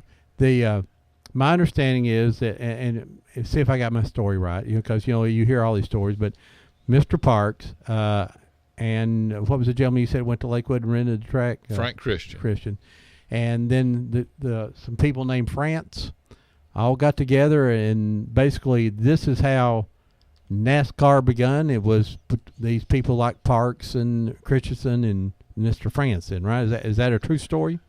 To start with, back before World War I, Bill France ran a gas station in Daytona Beach. He had moved to Daytona Beach from Washington, D.C. He used to work with a gentleman named Red Vogt in a Cadillac dealership in Washington, D.C. Red had gone to Indianapolis. He wanted to race, so he goes to Indianapolis. He winds up in Atlanta working for Mr. Parks. Well, Bill goes to Florida. Well, they had races on the beach. Hold that thought right there. Good morning, you're live on Old Town Cleveland. Yeah, I just heard Gerald. I don't know if he was talking about the Cleveland Speedway. We're talking about dirt track racing anywhere. Well, did you know that Joe Lee Johnson won the inaugural race at the Charlotte Motor Speedway? Yes, he did. In a convertible. He was driving for Paul McDuffie. Was he? Yes, sir. Mr. McDuffie was a gentleman that was killed that same year, Labor Day, at Darlington in a very unusual, horrific wreck that killed him and a guy named Charles Sweatland and a NASCAR official named Joe Taylor. Wow. Yeah. But going back to the hard track race, I didn't like the way they let Carl Edwards win that race the way before last, because the way it is, if you're the lead car when the caution comes out, you have to be the first one to go across the line. Well, they've got a lot of mess going on right now, don't they? Yeah. They were rewriting the rule book as he was crossing the finish line. Yeah, they sure did. They changed it because, see, when Jimmy Johnson did it that time, they black flagged him and made him go back to the back of the lead. One of the old dirt track racers over in Dawsonville was telling me that there was several rule books. The rule book from yesterday and the rule book from today, and tomorrow's rule book may be different. You just have to just go with the flow.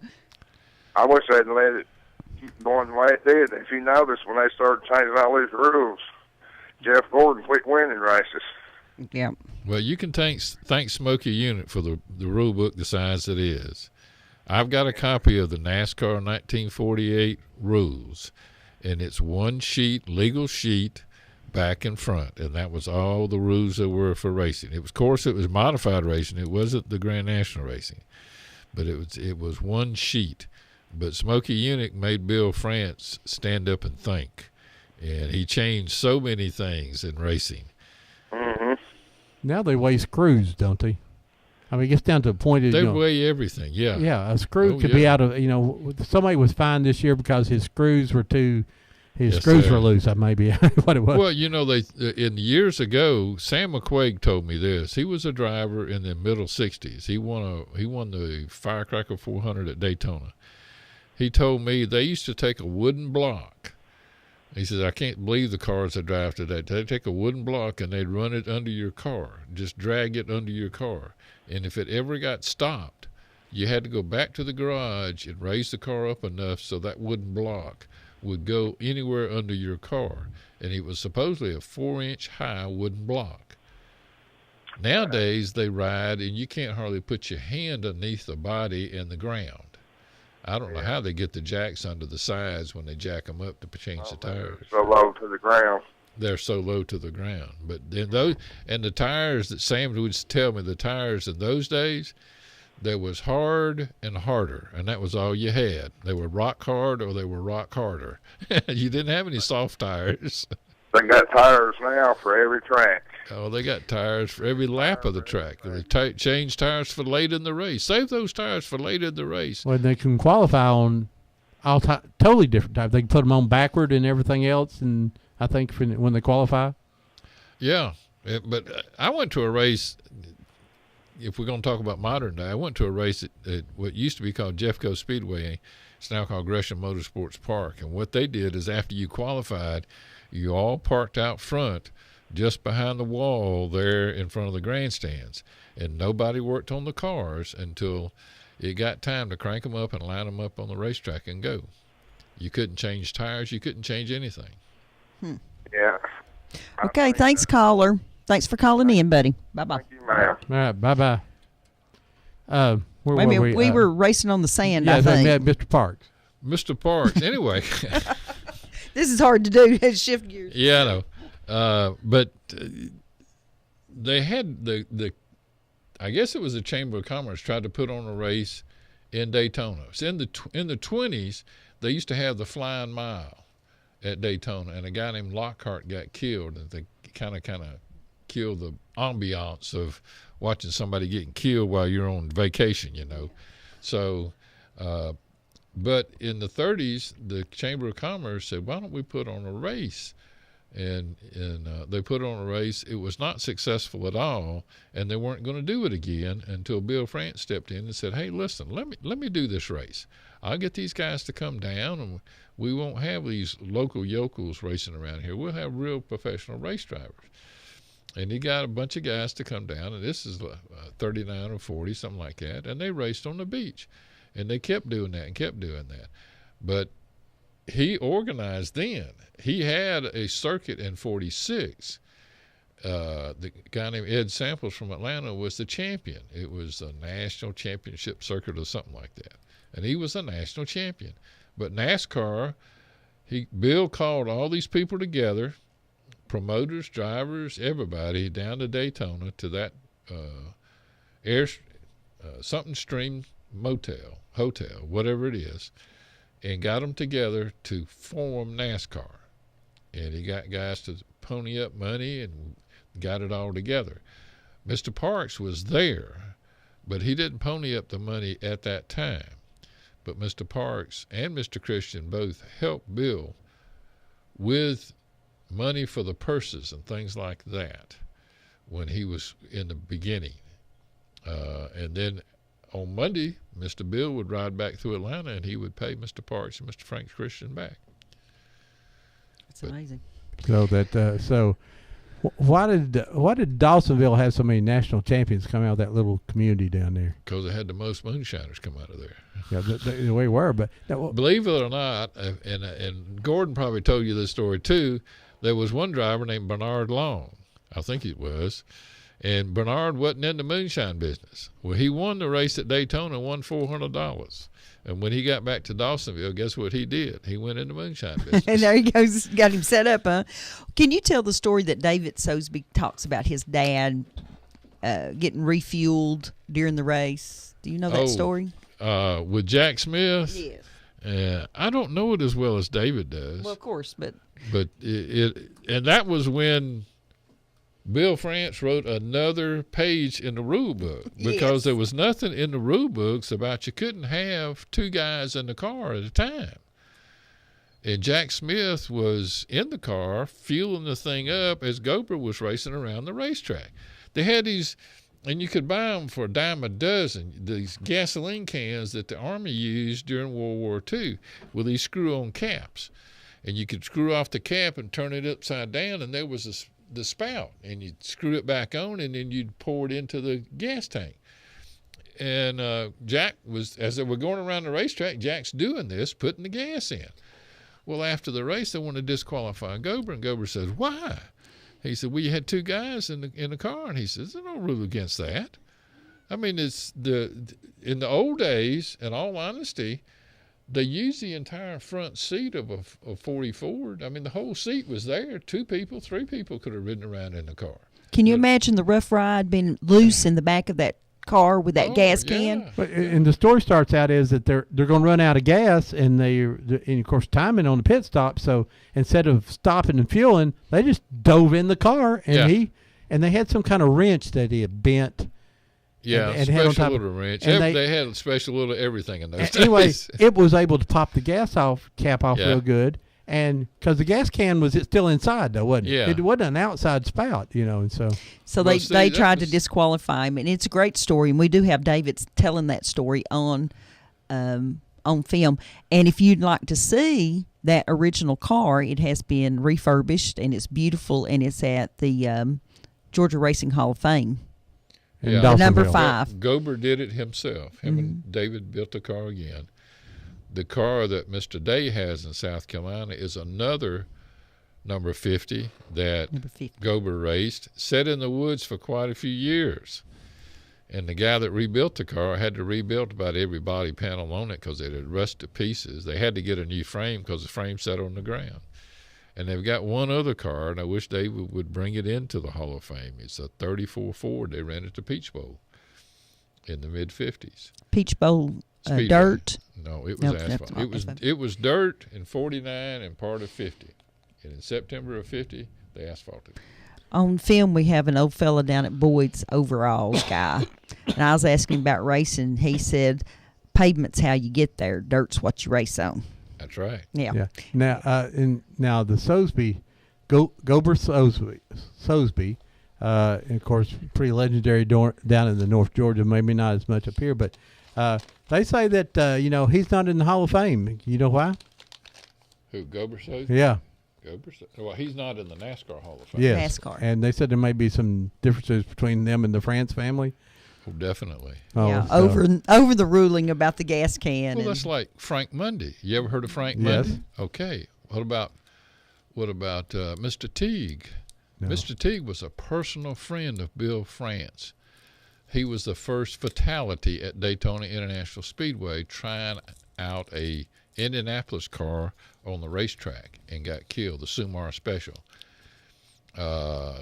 And Fireball Roberts was a personal friend of Bill Francis. He had been around Daytona forever. And so was Smokey Yunick. So was Ray Fox. They were personal friends. But on Sunday, it was a completely different story. He was the boss. Mm-hmm. He was the dictator. He ran the racetrack. And y'all had to work for him. Is it still that way today? Not as much as it used to be. Money talks. Yeah. It didn't in those days, because Bill knew good and well he was living a lot better life than he had been when he got to Florida to begin with. But most of the time nowadays, these guys that are racing, I don't see the incentive for running first when you're making $6 million a year, whether you're in the race car in 43rd place or in first place. Where's the incentive? Because that's what the guys drove for. Charlie Mincy will tell you real quick. One of the things he'd tell you, he says, God, we'd have probably run for nothing in those days. Mm-hmm. Well, essentially, those guys are running for nothing now because they got these contracts that guarantee them, I don't know, $2-3 million a year. And they did it because they worked hard all these years being good race drivers. But now, what's the incentive to win? That's why you have a lot of them. That's why I couldn't understand Dale Earnhardt. I mean, if they'd been running for banana peelings, Dale Earnhardt would want to be first. But you got a lot of guys, we're running for banana peels? I don't want those. I ain't going to run first. I'll just get out here and ride. They'll want to get there first before they ride. Yeah. But he was an amazing race driver in that if it was $2 or $2 million, Dale Earnhardt was going to be first. He was not going to be second. He didn't care anything. David Pearson has a favorite saying, second place is first loser. Yeah, that's right. Mike, tell us the story about the two fellas that almost raced at Cleveland. You talking about Kermit McGee and Jabez Jones? Yes. You'd have to understand now, and I hate to tell this on both of those guys, they drank a little bit. And one of their things was, as they were driving to the racetrack, they drank a little bit. But they're towing their car, they're coming from Toccoa up through the mountains to Cleveland Speedway. And they had a panel truck, had a 409 Chevrolet, and it ran pretty good. And they're going down the road, and this Buick sedan pulls almost out in front of them and runs them practically off the road and takes off down the road. And I never did get whether it was Kermit driving or Jabez driving, but they said, we got to teach this guy a lesson. So they took off after him. They're towing the car behind them on a trailer now, and they're doing God knows what down the highway trying to catch up with this Buick. They're going to run him off the road because, by God, he ran them off the road. They catch up with him. That's right, isn't it? They catch up with him, and they do just exactly that. They run him off the right side of the road. They get on going on up the road to Cleveland Speedway. And they get to ride down the road, and Jabez said, what was that, a bumblebee? What was that? It was bullets. The Buick was behind them, and some guy was leaning out the window shooting at them with a gun. And so they romped down on it to take on off. They said, oh, my God, we got to get out of here. And they took on off the Buick, kept right up with him, kept shooting at him, kept shooting. Finally, they got away from the Buick a little bit, and there used to be some kind of drive-in right out here. We think it was the Sugar and Spice. Okay. The traffic was starting to back up, and the only thing that they could think to do was to go around the parking lot, you know. And the Buick finally stopped him, and the guy stuck a gun in his face, and he showed him his badge and told him he was the police chief, sheriff or whatever. Well, he carried him to jail. And the story would end there, except they didn't have a penny to their name to pay the fines. God knows what kind of fine they were going to get. They had to leave their race car at the sheriff's station, go back to Toccoa and get the cash and come back up and bond their car out so they could go back home with a race car. Never raced that night at all. Probably never raced at Cleveland ever again. Do you remember what year that was? Was probably 62 or 63. Well, if us locals will remember who that sheriff is. If it was the sheriff, it could be the chief of police. I don't know who the We'll sheriff have to is. investigate. If it was the sheriff, his last name may have been Begin Cannon. Yeah, yeah. Very well known fellow. Well, it around was here, far but enough nice out of fella. town that it probably was the sheriff. You know, Mhm. I wouldn't think the police chief from Cleveland would be that far out of town because they said they went quite a ways. You According know, to where the bootleggers are. yeah, I guess. I guess. That's a But great story. And When Kermit tells that story, you get to laughing so much because he told us. We were sitting in C.L. Pritchett's tire store, and there were like 4 or 5 guys around me, and I kept getting scared because I was trying to tape this, and everybody's laughing so hard that you don't know whether all the laughing's getting on the tape too, you know. But it didn't, thank goodness. The way the camera was pointed, that was where the microphone. We're going to try to catch up with them and get that story on for our documentary. Kermit runs a flea market there just south of Livonia. He's at that flea market every weekend. He doesn't sell anything except spots for tables. That's all he sells. Oh. He doesn't sell any kind of knickknacks or anything like that. He owns the property, and he sells you a spot to put your table. how far is that from here? Oh, God. Probably from here, and the big problem is you have to go through the mountains to get there. It'd probably take you 2 hours, maybe 3. Mm. See, Dawsonville, that's the problem with getting to Dawsonville from here. It's up. Oh, there's no direct Up and route. curvy, no There's matter no which way you direct go. route. And you got to go there and have a bully burger. Oh, yes, sir. Bully burger at the pool room if you ever go to Dawsonville. We found that we had a Big D's barbecue too. That was pretty good place. Yeah. Now, we talk about moonshine running. You know the what in the pits in the pits in any of these dirt tracks. Was there any drinking going on in the pits? Well, that was one of the first things that got everybody mad at Bill France. No alcohol allowed in the pits. That was one of his rules.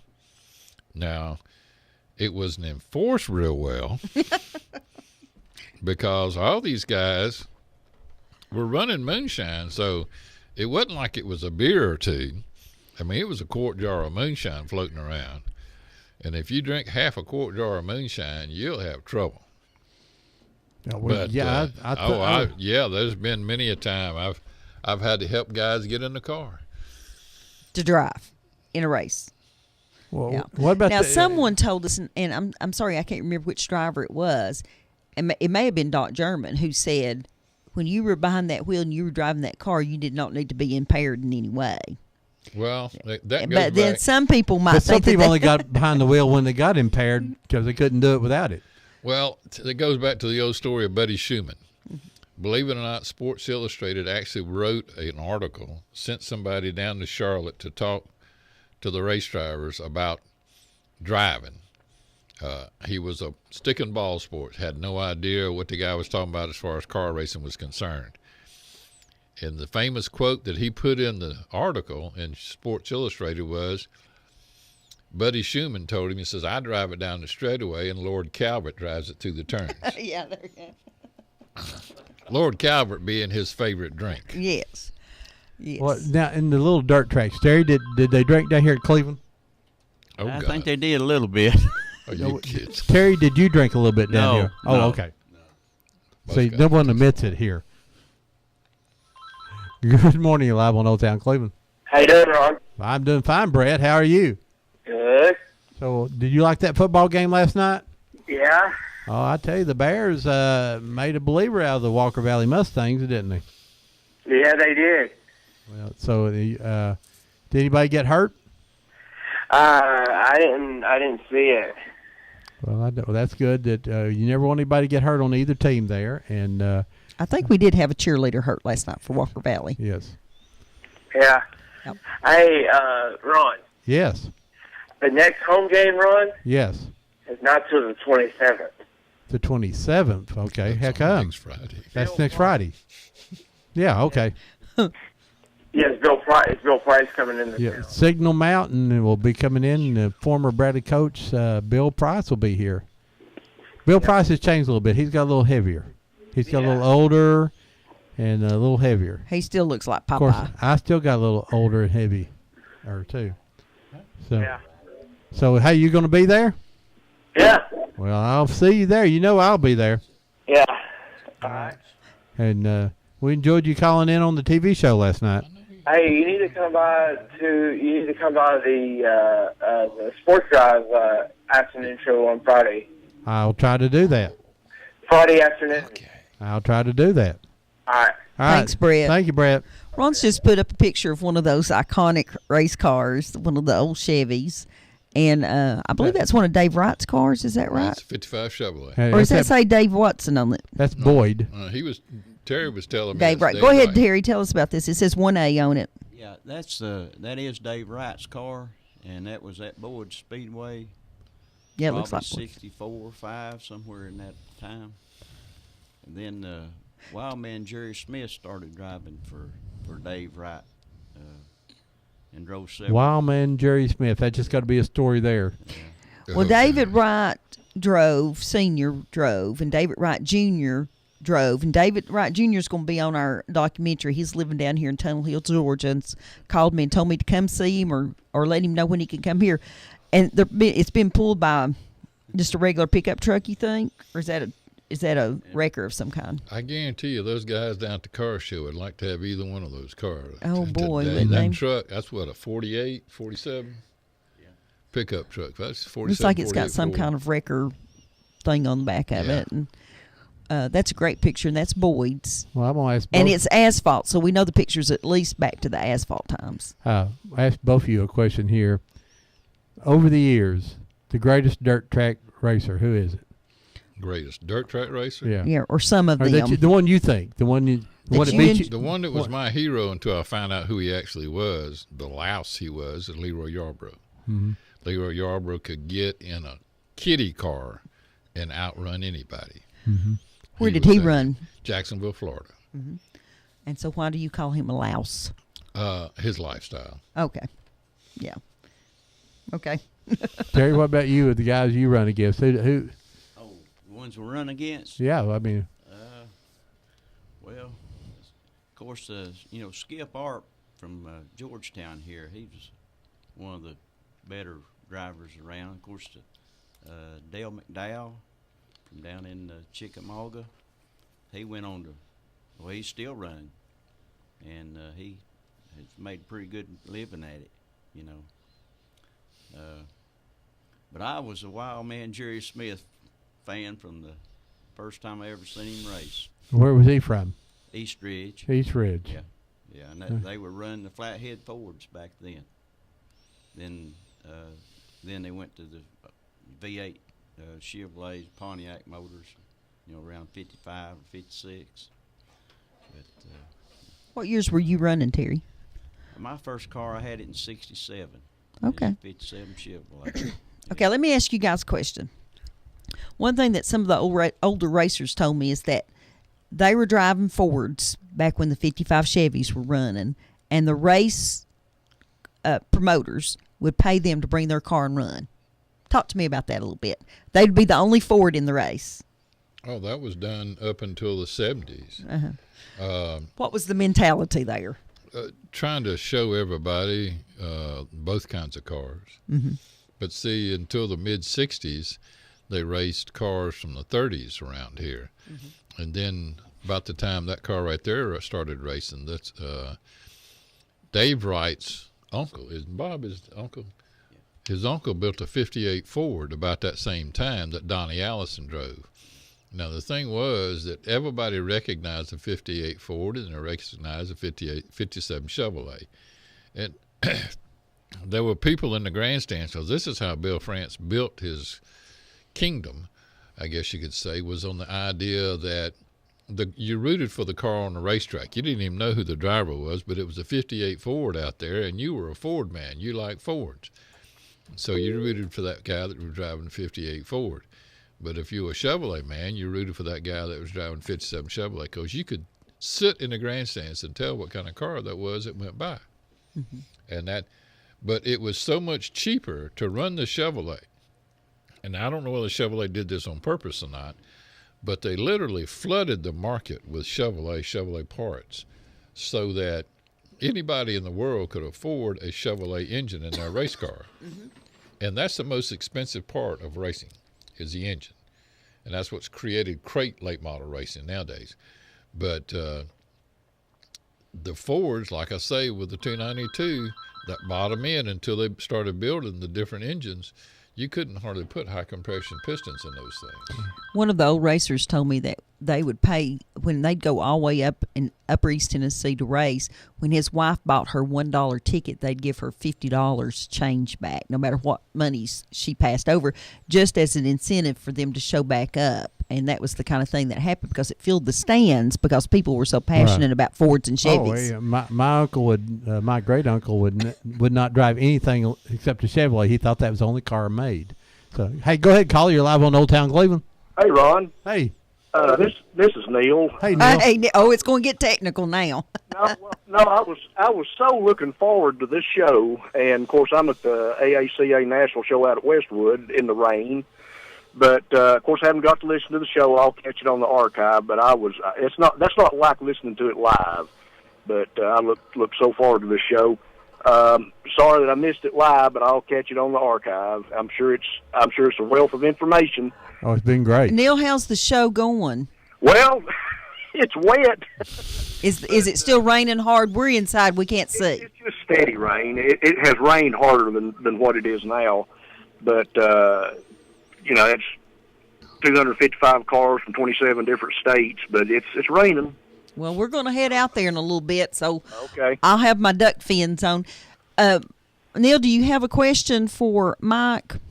No, not really. I've not got to listen as far as to have anything to ask about. Just the fact that I grew up watching the old Ken Barron, the old flathead coupes and all that, and really loved the super modified era with Friars and Toodle Estes and T.C. Hunt and all those fellas. I remember watching them and still like racing. I just don't go as often as I used to. But okay. All righty, Mr. Neil. Thank you, buddy. All right. Bye-bye. So apparently the car show's still going on. It's worth it in the rain. Even Toodle Estes, there's the name. What's up with Toodles?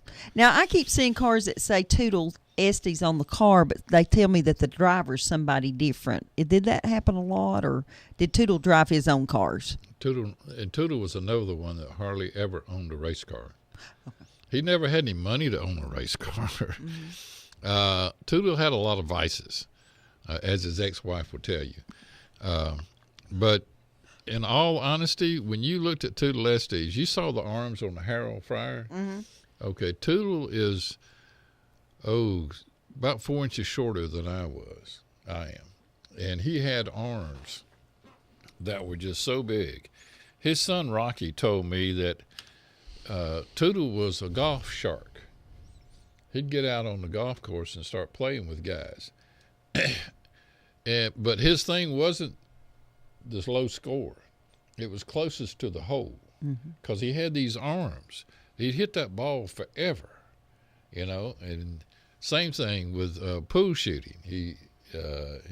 Rocky said he was a pool shark too. He could stay in a pool hall all day and never pay for a pool game or a drink or a beer. Somebody'd be there to buy it, or he'd play somebody for a beer and they'd lose because he wasn't going to win.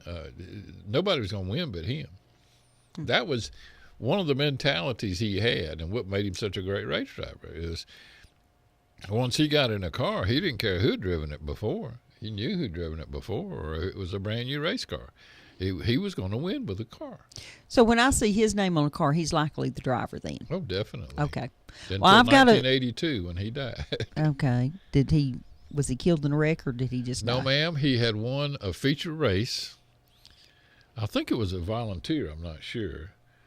And it was the first race he'd won in several years. Rocky was there. Rocky told me about it. But they're partying in the parking lot, and they were about to go to eat steaks. He was going to use that money he'd won to buy everybody a steak, and he had a heart attack. And I got told years later why that happened. But his best friend, the ambulance had already left the track. They had ambulances at the track, but it was so late after the race, everybody had left.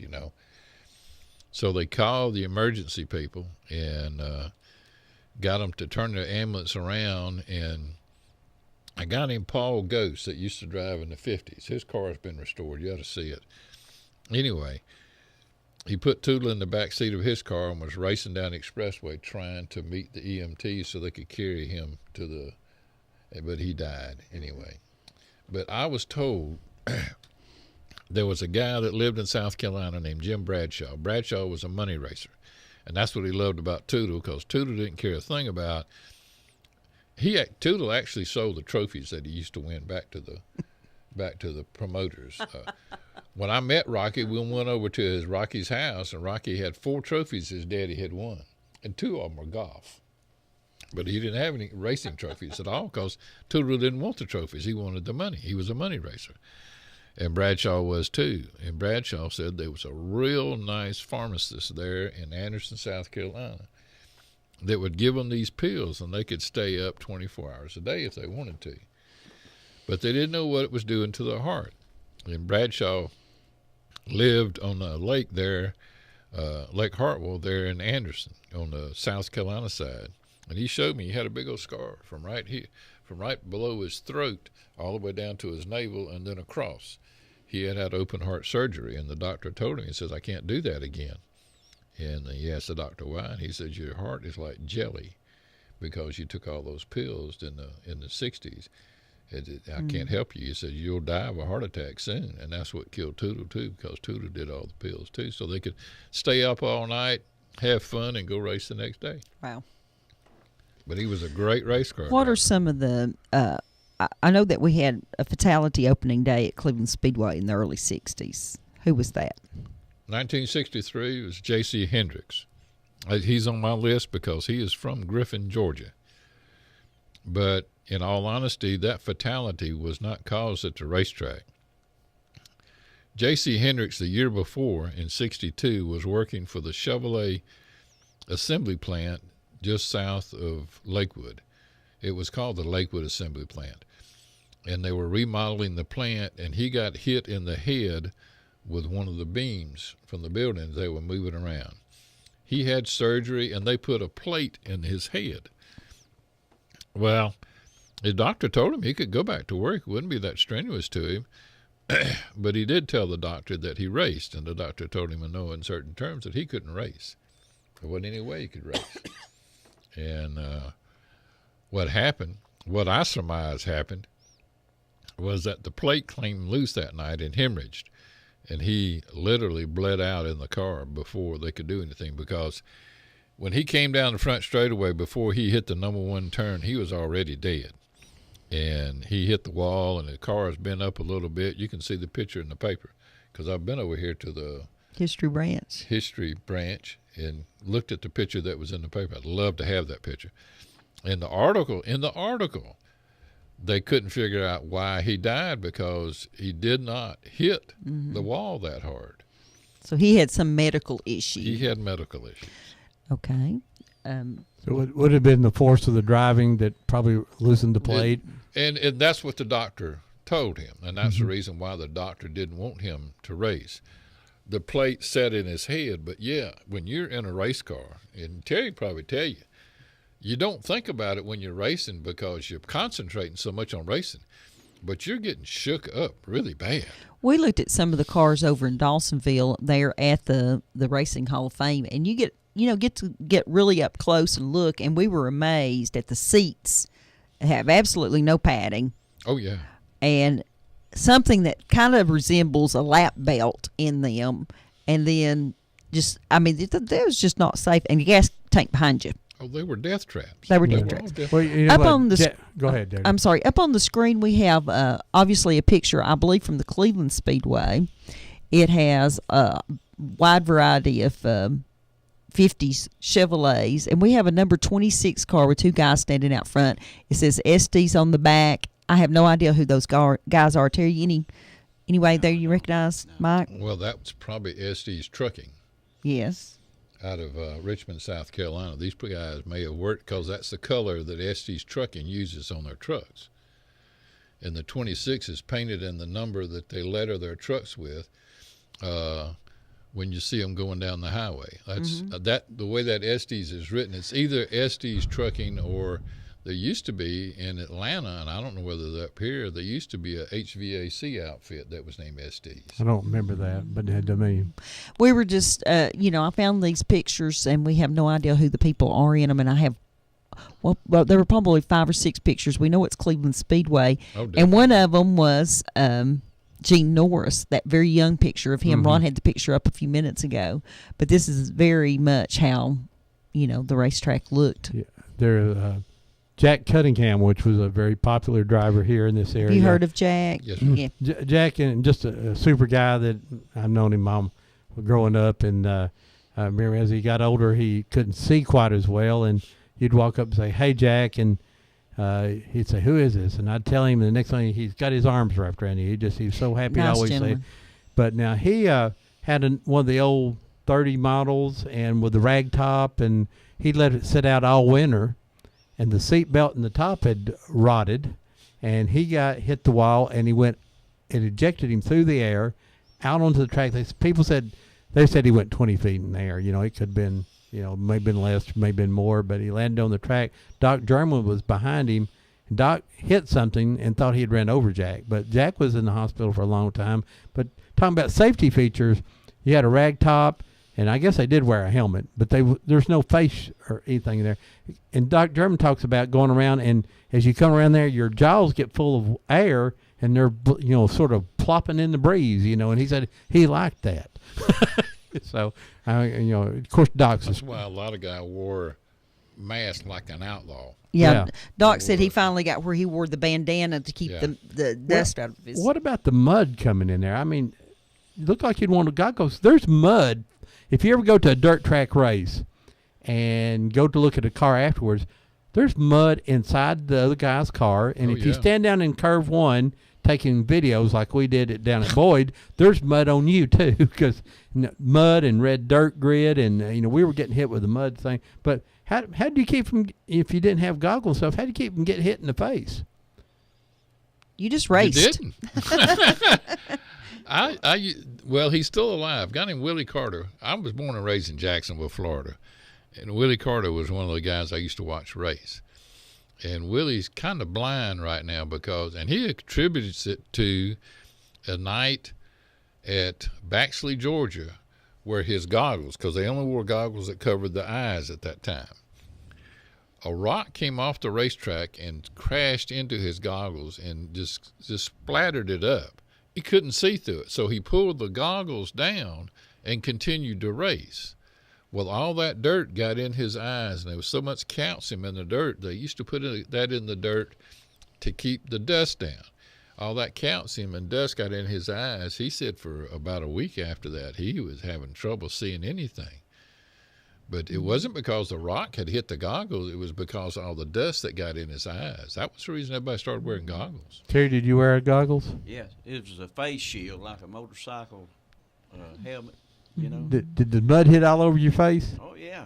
Yeah, we had a piece of chicken wire in the front of the windshield there. A lot of guys used to tie rags to their wrists so they could wipe their face shield and keep driving, you know. You'd see a guy, he'd tie a rag around his wrist, one or the other, either left or right, whichever way they do it, and they'd wipe their goggles with that. Okay, that's the reason they have tear-offs now. I want to people who've never been to the Cleveland Speedway or Boyd's or Atomic or North, any of these racetracks, you get there and the racetrack is perfectly dry, and for the next 3 or 4 hours, the track people put water on it. Tell them why they wet the track down, because it gets really, really slick when that red clay gets all that water on it. So tell us why that happens. Okay. I'm going to talk about a guy named Bud Lunsford. If anybody's ever raced before, they know Bud Lunsford. Well, Bud Lunsford built a racetrack called Lanier Raceway. And if you think you only water the racetrack on Saturday, you're wrong. Bud put 120,000 gallons of water on his racetrack each week before he raced.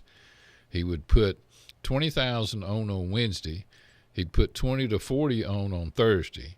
And Friday, he would turn the track a little bit and let it sit. And then Saturday was the day he saturated the track with the water.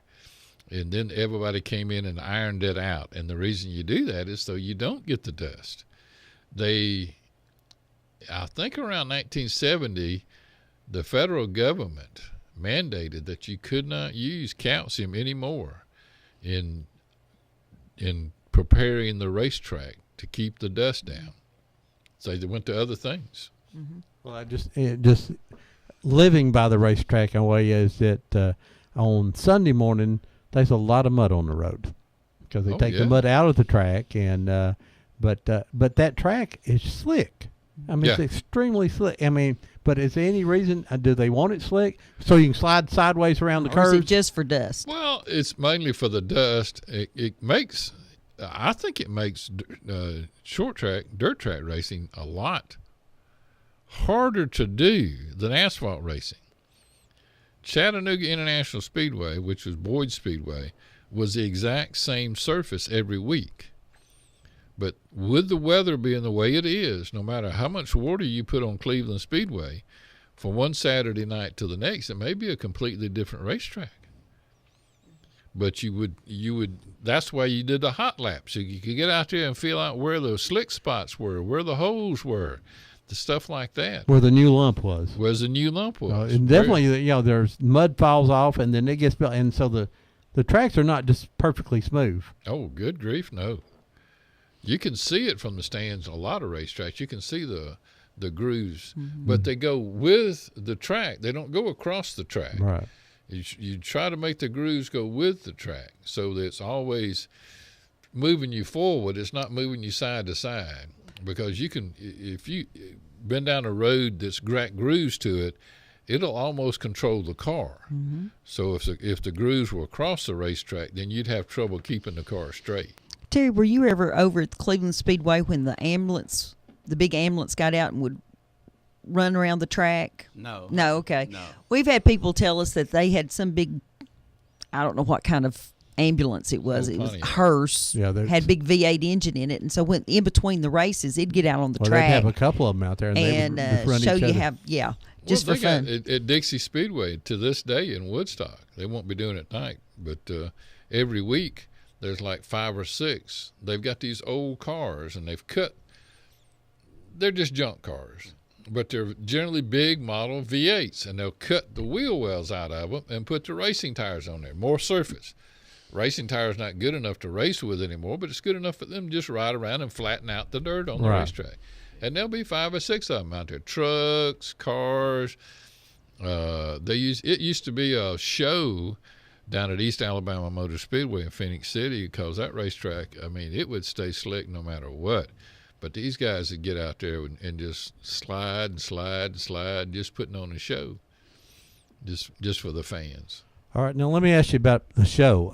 NASCAR's got very, very polite now. You know, you can't say darn or shucks or anything like that. You get fined, and definitely can't hit anybody in the head like the Bobby Allison days. But at dirt tracks around there, I think there was 2 things people come to see more than racing.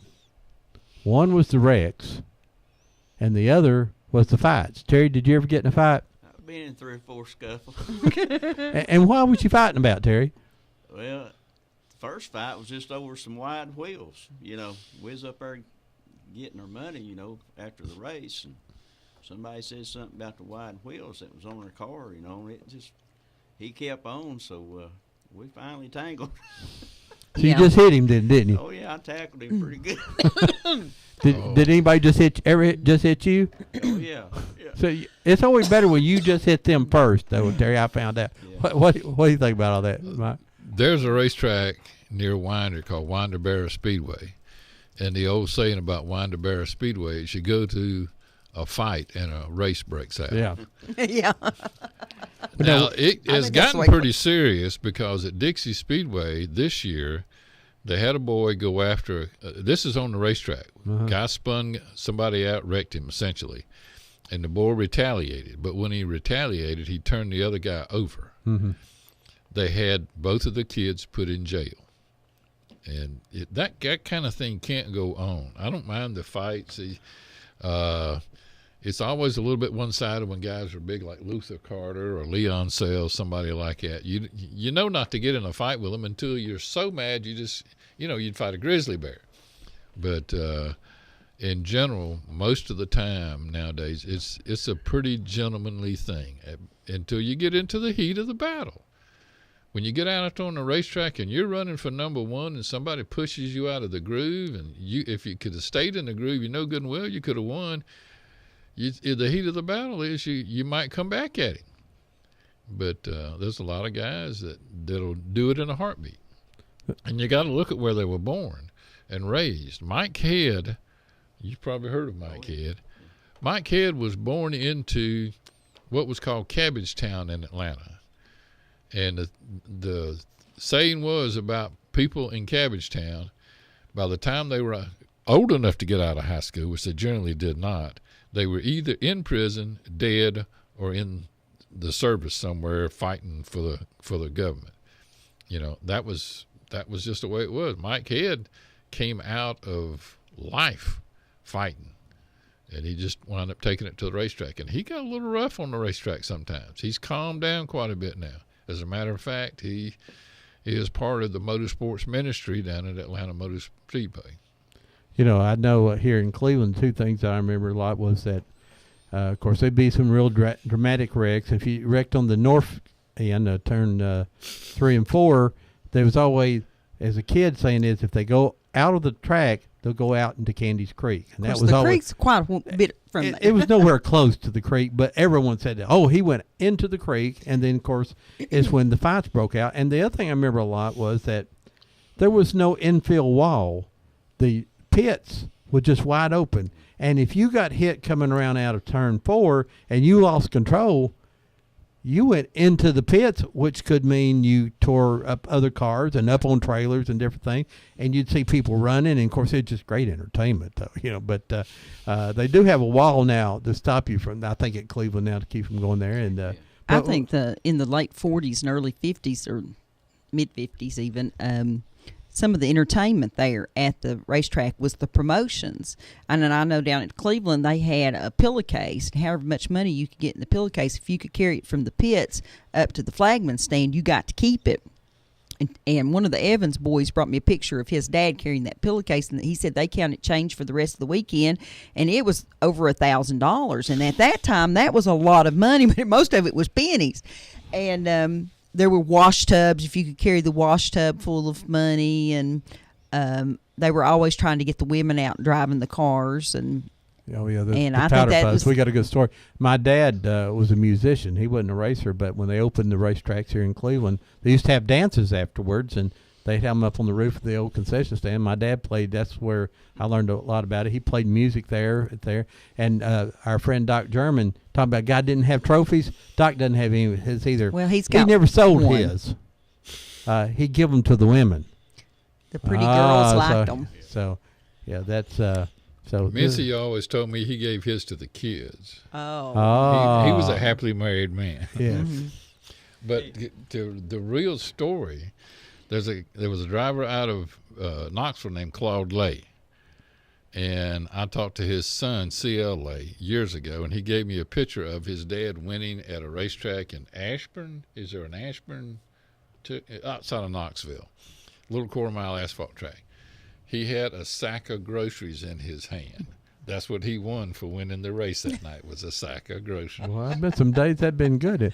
Now, final question here, then we got to get going, is that dirt track racing is in a decline right now. I mean, you go to some of the tracks, they're not getting the crowds, they're not getting the cars. We talked to a little 22-year-old boy down here not a couple of weeks ago, and he has a little bitty Honda.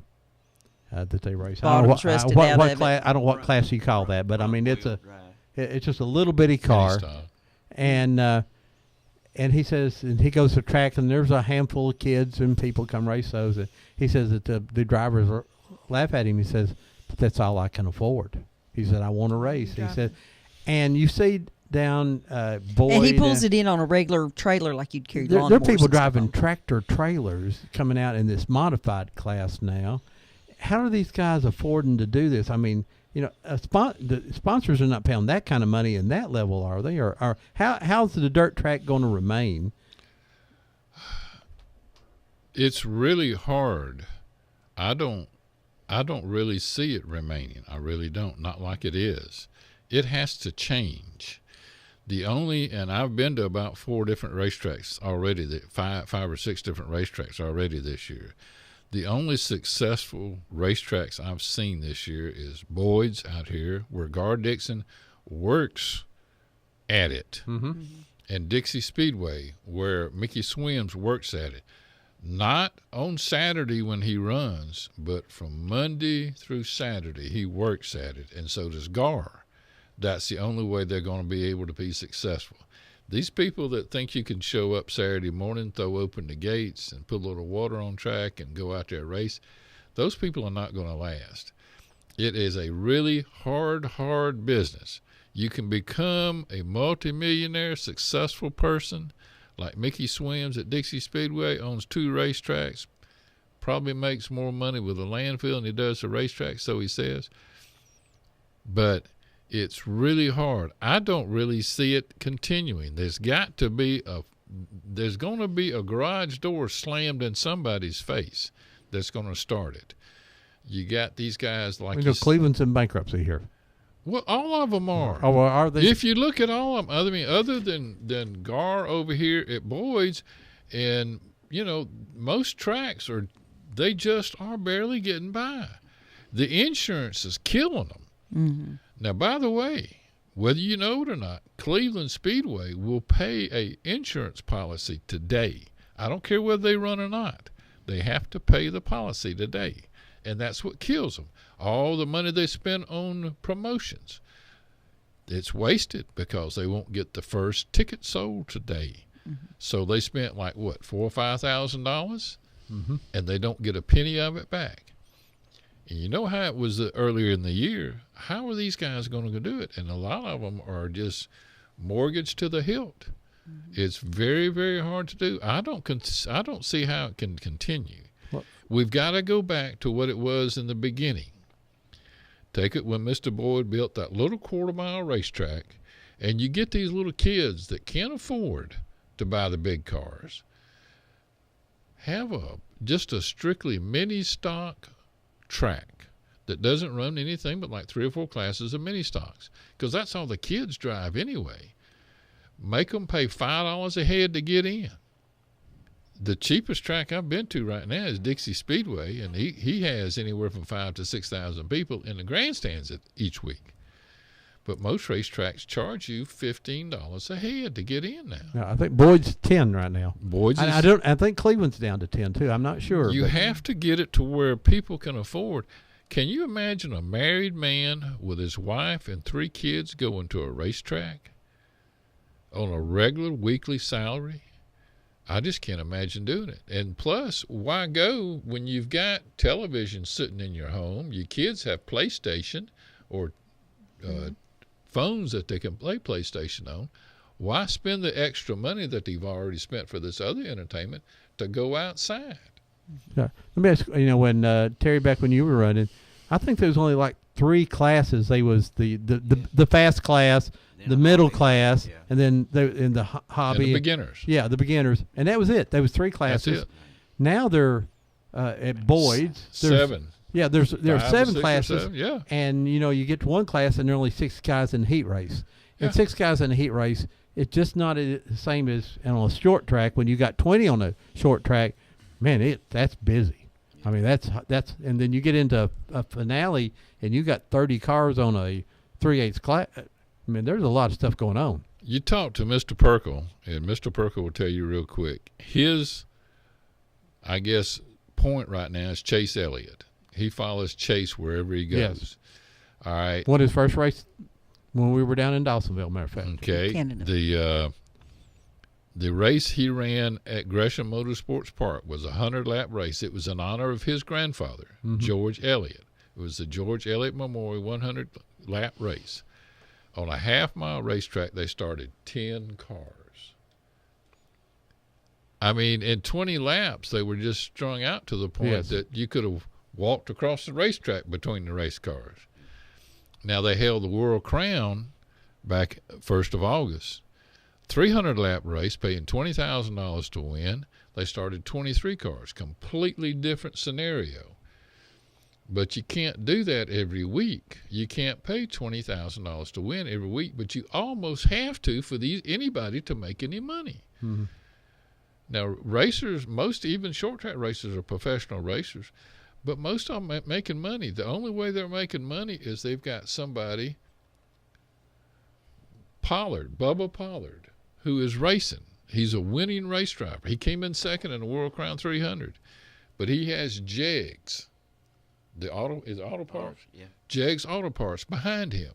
They pay for all this stuff, the truck, the trailer, all the stuff inside the truck, the trailer. They pay for the car. They pay the whole 9 yards. And Bubba races it with their name on the car. He represents Jegs at the racetrack. That's the only way they're making money. Now, all these big guys can't have that. They just got to put a lot of money into it. That's their hobby. There's no way in the world anybody can make enough money at a regular job, and I don't count bank robbery as a regular job, to put a car on the racetrack. Unless you're good at it. No, even good bank robbers don't make that much money nowadays, unless you're part of Wall Street. But you cannot. There's no one person by himself can put a top-notch late model on the dirt track now, or even on asphalt. That's what we hear over and over again from the people that are racing or the people that no longer race, is that it just became too expensive of a hobby. Folks, that's been a great show. We got to go here. We always say is that, and we'll tell all the racing people and anybody is that you got to save this history. It may be gone someday. Dirt track racing may be gone. The store where you bought your groceries from a little boy, you're probably already gone now. You've got to get those old pictures from out from under the bed, now the closet, now the drawers. You got to get your aunts and uncles and grandparents to tell you who's in those pictures and get the names on them. Shame at the great pictures we find and have no idea who they are. We'll always remember Pearl Harbor, folks, but we may not remember what happened on your street and in your family. It's up to you. You've got to do it. You can even take your cell phone out now and record your grandpa. The technology is available. We'll see you next week. Deb, what's on? Someone told us the other day that we'll always remember Pearl Harbor, but we remember your Aunt Pearl. Next week we have P-Dab and his aunt coming on. See you next week.